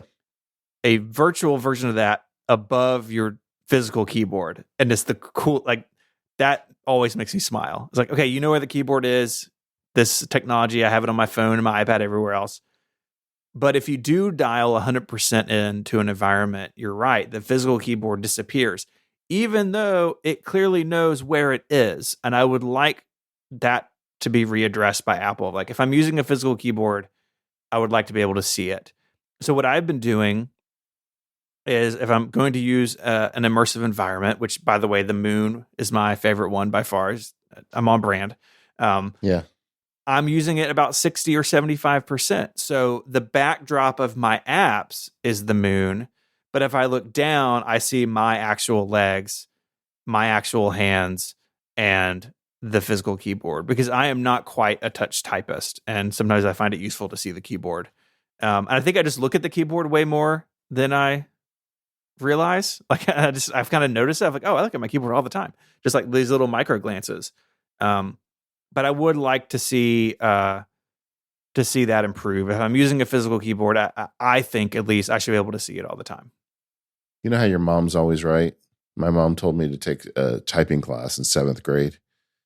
My mom was right again. Yeah, I wish somebody. It served me so well over the years. Told me that. Should we talk about the Mac escape hatch? Yes. Let's talk. So many people are curious about that. I've had so many questions from people about it. So you put the device on, and if you look at an open laptop, it puts a little button in space that you can, I want to say tap on, but what do you say, pinch on? You tap your fingers together, and it turns off the Mac display and allows you to have a big 4K. I believe, is it 4K they're selling it as? But that's what they say. The Mac reports the resolution as being lower, but I could say like blowing it up as big as I can in my office, like it looks sharp. I mean, it looks great, and it's using that. If you're on an Apple Silicon Mac, it's using that new virtual screen sharing stuff that they added in I think in Sonoma. I don't remember, but it's very responsive, and you have your whole Mac there. These Mac apps can't escape into your spatial environment, right? It's a window. Your Mac is still a window. You can make it enormous. But what I find so interesting about this is it is the escape hatch. Like I use those words very purposefully, because if there's not a Vision OS app or there's not an iPad app available on the Vision Pro, then you have access to the whole Mac OS ecosystem, and that is profoundly unlike the iPad, right? The iPad doesn't have that, but this thing does. And it's interesting because it interacts with the rest of Vision OS. Like when you open it up, your mouse and trackpad and your keyboard, they all work, right? In the Mac environment. But you can simultaneously have Vision OS and iPad OS apps up in the Vision OS environment. And if you look over to them, your keyboard works there too. It's just there's so much thought in this. I feel like they really made it like a way to allow you to use the Mac, but not completely abandon Vision OS. A couple things I want to clarify. I think they call it 4K because it's 4K in terms of window management inside the Mac. Like I have a 6K monitor And clearly, a 4K monitor gives you slightly less options with window management, but the resolution itself is completely sharp. So I don't know, you know what I mean? It's like it's 4K in terms of window management. It's not really 4K in terms of pixel density, in my opinion. Yeah, I think that's right. The other thing is, a lot of people are confused about this. It does not give you a second screen. It replaces your Mac's screen. So like, I heard from somebody said, well, I want to buy one in lieu of a second Apple display. Correct. So I'm just going to put that on one. It doesn't work that way. You lose your main display. So in fact, that's it. If you're like me and you use a MacBook Pro and a studio display, you lose both of them and you get one virtual Mac display. And so it is not a second display on your desk. It is its own thing. And it works with the other like universal control stuff. So you could have your laptop in your lap. The screen is black in this mode, so other people can't see what you're doing. You just see it in Vision OS, but you can still use the keyboard and trackpad on the Mac to do everything. So like they're integrating these things in really interesting ways, but it is not a secondary display in addition to what you have. It replaces it. Your Mac goes dark. The other thing that's weird is I have not been able to get it to give me the remote Mac display hover button with a Mac Studio, with a desktop Mac. It just doesn't show up. And maybe I'm looking at it wrong or I haven't done the research. But if you go to Control Center in Vision OS, you can connect it to a desktop Mac, but you don't get the automatic little hovering button with a lap that you do with a laptop. That is what I've heard from a bunch of people. My guess is they can train it what a MacBook looks like. And there's all sorts of sizes and different layouts of desktop displays. So I guess that backup is, you just go into Control Center and grab it. So it does work. It's just not as automatic. Yeah. And I'll tell you that, so I've used it in a couple different contexts. I was at the kitchen table with my laptop with my MacBook Air, and it was shockingly good. I felt like, oh yeah, this totally works. And sitting here at my desk, I've got like a big screen. As an aside, a Labs member was telling me that he travels for work a lot. So he's in a hotel room 2 or 3 days a week, and he travels with a laptop, and he loves this feature, right? To be in a hotel room and be able to have a big giant screen that you can pull out of your suitcase. To him, that's almost like a good enough to buy it reason, right? But on my desktop Mac, where I've got a giant 6K display, I found it kind of pointless. Like I don't, except for the fact when I want to bring a Mac into Vision OS for something I'm doing. Like lately, as you may have heard, I've been using SparkMail. They don't have an app for Vision OS yet, and they don't have one available for iPad, which makes me think they're probably working on something for Vision OS and they don't want people using the iPad app. So I could bring it in that way if I wanted, but I don't find it all that useful at my desktop Mac because I already have a big enough screen. But when I'm away from my desktop Mac with a laptop, I find it quite useful. I think that the traveling aspect of it, I think, will kind of play out to be the most important. I know Marques Brownlee has spoken about in his videos and on his podcast about sometimes he's editing video on a plane back from an event. And one, it's weird to edit video of yourself on an airplane, right? People are just like, what are you doing, man? But also sometimes he's working on things that are under embargo. And so maybe there are times he would like to be editing on a plane, but can't because he can't show footage of, whatever secret thing he knows about. And he was saying this would be incredible. I could have my MacBook Pro in front of me, or like on my lap or on the tray table, but use Vision Pro, use the Mac connection to edit in Final Cut on Mac OS so no one else can see what I'm doing. And I can make it immersive and make the screen really big. That is super interesting. And I think that's where it will become the most useful. But I also thought about, this and then instantly realized why it was a dumb thought. It's like, oh, this would be great for kids in college dorm rooms. Like they have a MacBook Air, but they're living in a shoebox. Like they could just have a big screen. And then I remembered, oh, it's $3,500. Like I don't think many of these are going to be floating around dorm rooms anytime soon. But it is a really cool feature. Not one that I'm going to use every day, I don't think at all. But I think it's fascinating that it's there. And I think it really does show that Apple intends this to be as general use computer as it can be. And unlocking the Mac OS ecosystem means you have basically the whole gamut of Apple's technologies on this platform. You got everything from like AppleScript and Finder all the way up through Vision OS apps in one device. And it means this device can do everything you can do on an Apple product. And that's not true of any of their other hardware. And that is fascinating to me. Yeah. I mean, but on the idea of a dorm room, I have another Labs member who spends a bunch of time in Tokyo, and he has a small apartment there. And in Tokyo, a small apartment is, like shipping container small. And he's like, I can't wait. I can sit in there and watch a movie, and I won't feel like I'm in a shoebox. And I think that there is a market for that. And I think it's only going to get bigger as these things get cheaper and lighter and all that. But just kind of the case for it, I think the traveling business person, there's a good case for it right now to buy it, because you bring your giant screen movie theater, your Max big screen. I feel like for people who are on the road a lot, I could see that. That being said, I can't imagine myself using this thing out of my house. I have, for a variety of reasons, I've got a bunch of travel this year. That's not usual for me.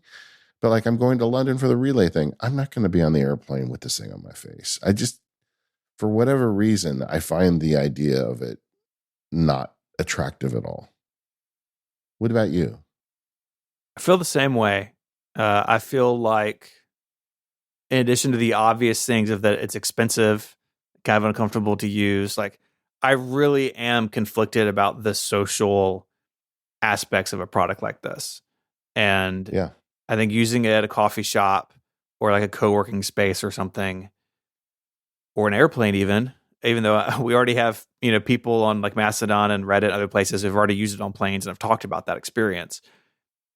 I just don't know when the world will be ready for that. And I'm not sure I want to be at the forefront of it. Yeah, I'm not sure when I'll be ready for it. I mean, even like the Casey Neistat video where he was riding a skateboard with it. And then at one point he's like sitting on a street in New York wearing it, and all these people are walking around him, looking at him. I don't want to be that unaware of my surroundings. And you think about the future of this, because I love this tech. I love this idea. Sitting here working with it on, I can see a future where this becomes a big deal. And we'll probably talk about this more later, but I also do worry about a future where every person wearing innocuous glasses that have these features in them being disconnected from the world. I mean, right now, people are walking in front of cars because they're wearing AirPods. What's it going to be like when they've got screens in front of their face, right? I don't know, but that's another discussion. For productivity, are they comfortable enough? I think for me, and this is such an objective thing, I think for short spurts, it's fine. But I do think the comfort is the biggest problem with the hardware. Yeah, I mean, to me, because like the longest I'm going to spend in a writing session is a couple hours, and they're comfortable enough for that. I don't think the comfort's really an issue for me. That's good. It's good. Yeah. We talked about the input. I think the downside is the virtual input is slow, and using your eyes to dart around the UI can be tiring. Now, there are some accessibility things that can make some of that better for some people, but a physical keyboard, I think, is good. Yeah, definitely. Another con for me on the productivity side, and I cannot believe I'm saying this about a product that's basically an infinite canvas, is window management. It all comes back to window management at the end, David. It's always there. It is so cool to be able to have your apps around you. Or like in my office, when I'm wearing it, I have some WidgetSmith widgets of clocks. Because like, like in the movies, like you see a newsroom and they have like the world clocks above the editor's window. Yeah. It's like Tokyo, San Francisco, New York, London, I have friends who work all around the world, and I have basically on all of my devices ultimately just tell me what time it is where they are. And I can leave those up there, and I just look up there and they're there. And they're there when it's so the permanence of windows on one hand, but also the infinite placement on the other. I feel like it can be very fiddly to get things where you want them. And at least right now, between reboots or coming in and out of it, those window setups aren't saved. Now it knows where you left an app, right? Like you can come back to it and it's there. But if you have to hard power cycle, like you have to change the battery and not just use the pass through power, or you restart for a software update. Like there are times where I do all this work and then it all gets torn down. And boy, that just makes me think about iPad OS. I don't even have a suggestion on how to fix that. Like that's a hard problem. I understand it. But I would like Apple to, and I'm sure they are, look at the other window management they've done on the Mac and on the iPad. And are there things they could adapt from those other platforms that would make sense here? So I'm not spending a bunch of time like fiddly switching between apps. Another thing I'd like them to add in this arena is Command Tab. I just naturally did it trying to move between Messages and Safari, and I couldn't do it because I understand like what order would it go in? Like I don't know. You're smarter than me. Figure it out. Like there should be more ways to do this with a keyboard, because when we're talking about productivity, a lot of people who really are trying to squeeze the most out of their devices use a lot of keyboard shortcuts, use a lot of window management tools, and right now those things just don't exist. And remember, it's a Vision Pro. It's not a Mac. First of all, I think that's important. Don't lose track of that. But yeah, there are some parts that are slower. But to me, the contextual compute of the writing environment to me is very promising, and it's early. A couple standout productivity apps I would say that existed on day one. One is MindNode Next. It's from MindNode. The people that wrote MindNode, they made a spatial computing version of it, which is very good. And it even has like kind of a brainstorming mode where you can just throw ideas out into space and then move them around, which I thought was kind of useful. I think it needs to iterate some more, but I'm glad that they're doing and exploring with that. Another one that really just knocked out of the park in my mind is Fantastical. Their Vision OS implementation is remarkably good. And they got the look of Vision OS into the app. Like, I feel like the transparency and stuff, if done right in a Vision OS app, really makes it stand out. But like, I was the guy behind the scenes begging for a quarterly view mode. And now I can have a quarterly view mode that's as big as my wall or my monthly calendar. And I love that. In fact, the thing I've been doing with Fantastical is I just put it on the ceiling. And when I'm doing, fancy MacSparky work and I want to check my calendar, I just look at the ceiling and it's there. I love it. It's my whole ceiling, and that is cool. And I think that there are already some standout apps. Obviously, this is another platform from Apple. We'll be covering it more in future episodes. And I think the story is just beginning to be written. Like right now in the App Store for Vision OS, you can look at all the apps.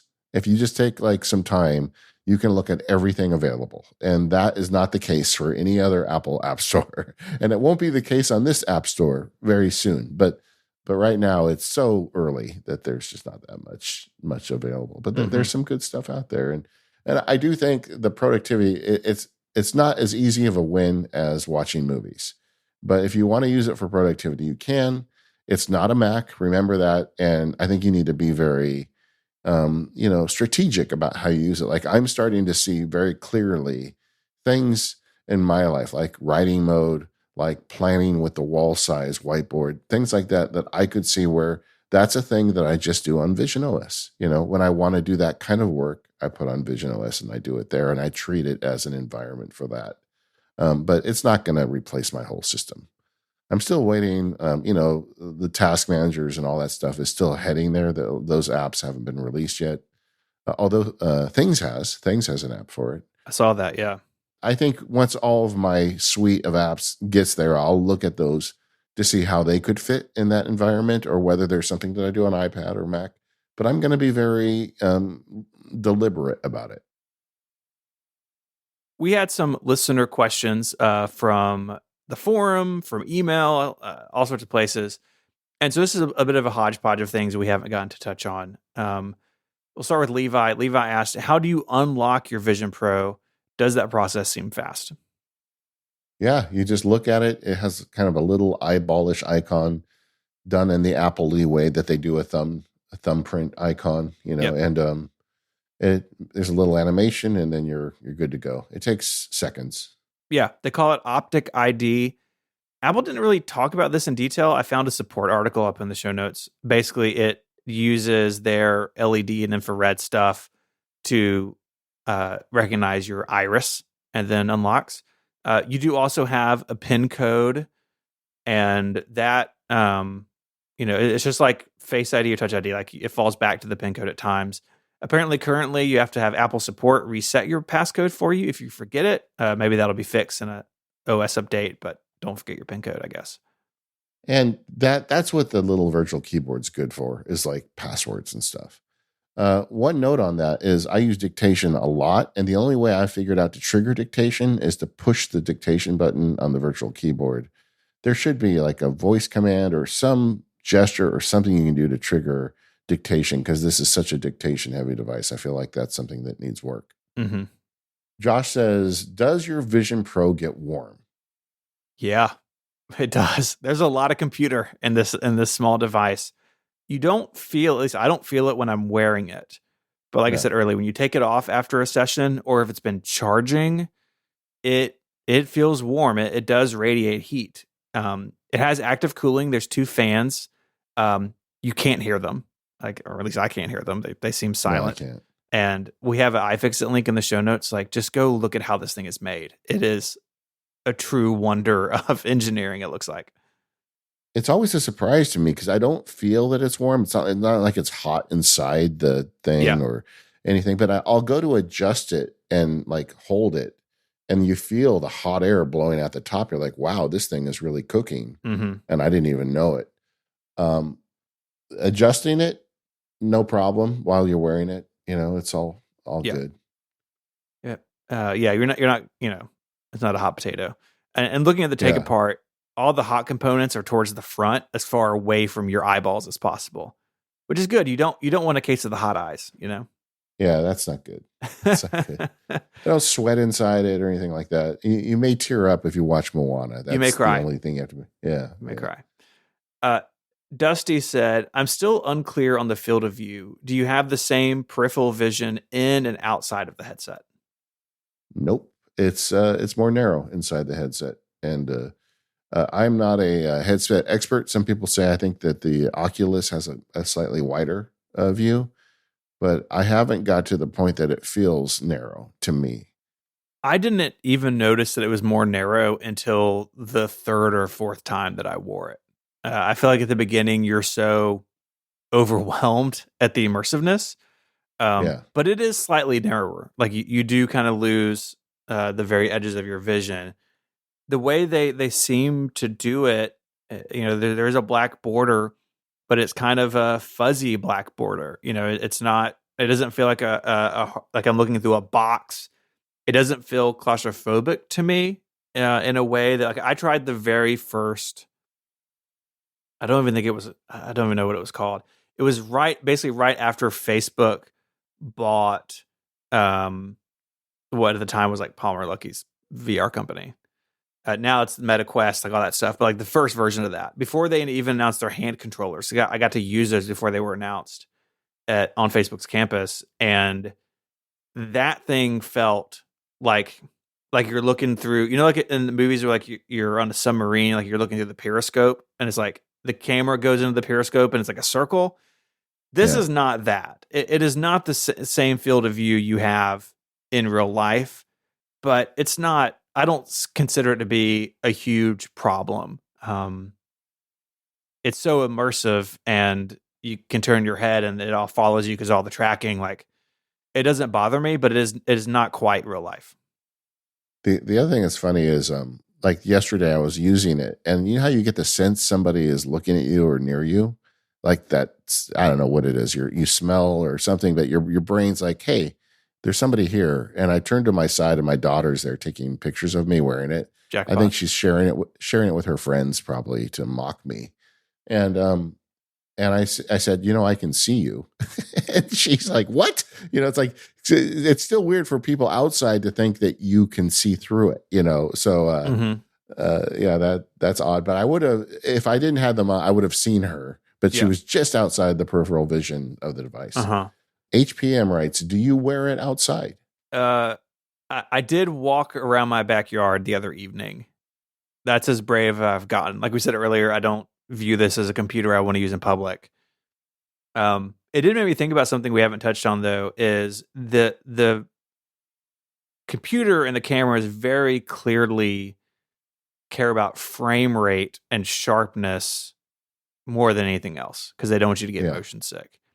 And in lower light, the trade-off you get there, if you're a photographer, you'll know this, the trade-off for speed is noise. And so you do get some noise in the pass-through, what you're seeing from the cameras, the real life around you in lower light. But it doesn't look bad, and you forget about it basically the second after you think about it. But I could walk around my backyard, in the evening. It was fine. But that's as brave as I've gotten. I think the bravest I'll be for quite a while. I haven't worn it outside yet because we've had rain all week. Yeah, don't do that. I don't really see that I would ever do it. Mm-hmm. I mean, like I said, there's a bunch of different uses for this device, like wearing it on the plane, doing productivity, watching movies. And I am really leaning into productivity in movies. I just don't see myself using it out in public. There's certain uses for it that I'm just not particularly interested in. So I don't really have the desire to, but if you want to wear it outside and it's not raining, I think you'd be fine. Just be careful,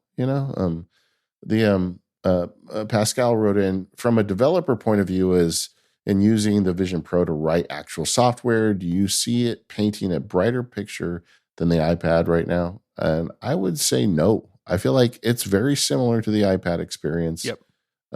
You can attach it to a Mac and write code with it.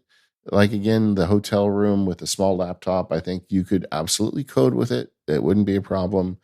Would you want this to be your everyday, all-day monitor? I know a lot of software developers work long hours. I don't think so.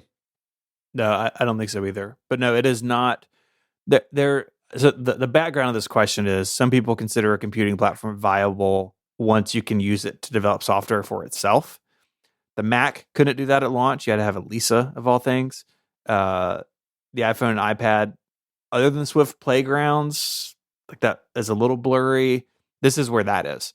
So it is not capable at this point, software-wise, to do that. Now, hardware-wise, it's got an M2 in it. Like it could do the math fast enough for software development. It's just that the software that it runs itself, its operating system, is not suited for it, at least at this point. That's still where the Mac comes in. To develop for any of Apple's platforms, you need a Mac. Another question, what about exterior eyes, or what they call eyesight? Eyesight. Yeah, so this is where the people around you can have a sense of if you can see them or not. So you mentioned a second ago your daughter came up beside you. If you made eye contact with her through it, your eyes would kind of fade through the mist on the outside of the Vision Pro. Actually, the outside screen does a lot of things. If you're taking a picture or video, it flashes white so people kind of know what's going on. A lot of ink has been spilled about this feature. It looks weird, I think, and not at all like as bright and clear as Apple's press images. Because one thing it's doing is it's going through this film, so anyone around you, if you're looking at them, they see your eyes, and to do that on a screen is weird, so they have this lenticular film, which cuts the brightness. I think the idea behind the feature is noble, where, hey, if you come in and I'm wearing this thing, you want to know if you have my attention or not. But I think the execution is a very 1.0 of that idea. I 100% agree. I mean, when they first started it, I thought, well, that'll be the first thing to go, right? That'll be the thing that they remove because it'll make it lighter and it's easier. You probably make it cheaper if you don't have to put a second screen on the outside. But having used it a few days, I actually don't want them to abandon it. I think it's a great idea. But the fact is, my daughter came in the other day. I looked at her. She couldn't see my eyes. Mm-hmm. And she was 10 feet away from me. And it's not there yet. I don't want them to throw this one overboard. I just want them to make it better. Because I think when you wear stuff like this, you should be able to communicate with other people, even just for the moment it takes to say, hey, I see you there. That doesn't mean you have to keep them on for an important, deep conversation with your wife, but but it does mean that if she walks in the room and wants to know if you took the garbage out, you can look at her and she can see that you're paying attention to her. So Yeah. I think this needs further work, but my opinion on it has changed. I'm in favor of it. But I don't think version 1 is good enough. I thought it'd be fun to finish with some takeaways. We've been talking about it now, and I apologize. This is a long episode, but I feel like it's a new platform. You had to kind of expect that from us. It only comes around every so many years, Yeah, every decade or two. And now that you and I have both had a possession, not a full week, but we've had it long enough now. It was a very open question to me when I went in, whether this was a thing I bought as an experiment and returned because it's a lot of money. I could buy a new table saw with the value of this thing. But I can tell you, I'm keeping it. I've decided. What about you? I am. I was unsure about it. And while I'm still not sure exactly where it fits in my life, it is important for work, right, talking about these things, to understand this platform and to understand where this technology could lead. And it being in the Apple ecosystem makes that obviously much more important than Facebook or Meta to my type of coverage, right? Because I cover Apple as a large part of my living. And so is this something that I'm going to rush out and get version 2 of because I want the upgrade? Like, I don't know. We'll get there. Is it something that's going to radically change how I work day to day? Probably not, at least for now. But this is very clearly an important part of where Apple sees things going. And that means it's important for us to be able to understand that and talk and write about it. Yeah, and that's my job excuse is a good one, but I think I'm keeping it for more than that. I think I'm keeping it because I enjoy using it. The use cases that I've been talking about of watching movies, like a good example is Dune. I'm a nerd. I grew up as a nerd in the 70s, so the Dune book was very influential on me as a kid. And every time they make a movie of it, it's terrible. When they made that movie a few years ago, I didn't even go see it because I'm like, it's just another bad Dune movie, I'm sure. And then I watched it like a year ago on my TV, and I was like, wow, that was really good. Mm-hmm. And now I'm eager to go see the second one that's coming out in a few months. But I was just telling Daisy, I never saw the first one in a theater. I'm going to watch it in Vision Pro as a proper theater experience. And things like that to me are cool. And the productivity thing, I am very interested in the concept of contextual computing. And I think this device could really help me and help me teach other people how to be better at contextual computing. So yeah. I find some uses for it that are very compelling that make me want to have it. I'll probably want to upgrade it. By the way, we weren't out of the store after Daisy had, seen it. And she's like, well, when you get the next one, that one's mine. We literally were not out of the store when she said that. So I'm keeping it. It's not a shocker, but I did legitimately think about returning it in the first couple hours after using it. Cause I'm like, okay, this is really great, but I'm not sure if I can actually be productive with it. And as soon as I started coming up with some workflows, then it started clicking for me. But I really dig it. Even if you're listening and you're not interested, as we said earlier in the show, get yourself to an Apple store and just see what's coming. Yeah, you got to experience it. And where it is today will change and evolve, right? Like even in the last couple of days, we've seen a bunch of apps come out. Mac Stories, of course, the folks over there are doing a great job of putting a bunch of coverage together there. Apps from indie developers to big companies, stuff is happening. And the trajectory will probably be more like the iPad than the Mac, but that doesn't mean it's not interesting or useful. And clearly there are things that this can do that nothing else can do in Apple's lineup because of the immersiveness and the spatial 3D nature of it. And yeah, right now, a lot of the apps like have some of that's interesting, but not necessarily useful or game changing. It'll take some time. But I think when we check back in on this, next time, my guess is going to be a lot more software and a lot more things we can do with it from the productivity angle that just aren't here the first week. And like you said, it only comes along every 10 years or so. And so that is it is a fun time to be an Apple nerd, even if you're not getting version 1, right? Even if it's version 5 or 6 or something before you seriously consider it for yourself. Seeing what this company and the people who work there think about where things are going is just an amazing hobby sometimes. Yeah, and I'll sound like a fanboy, but I've used the Oculus stuff, and this is not that. This is something entirely different. And I think the things that push it over into a spatial computing platform are the quality of the screens, so it's not a toy, and the user interface and all the Apple-y bits that they add to making something usable. And there's just never been anything like it. So again, I'll say go check it out. And I think our plan for the show is, it's going to come up in feedback episodes and whatnot. We're going to continue being the Mac Power users.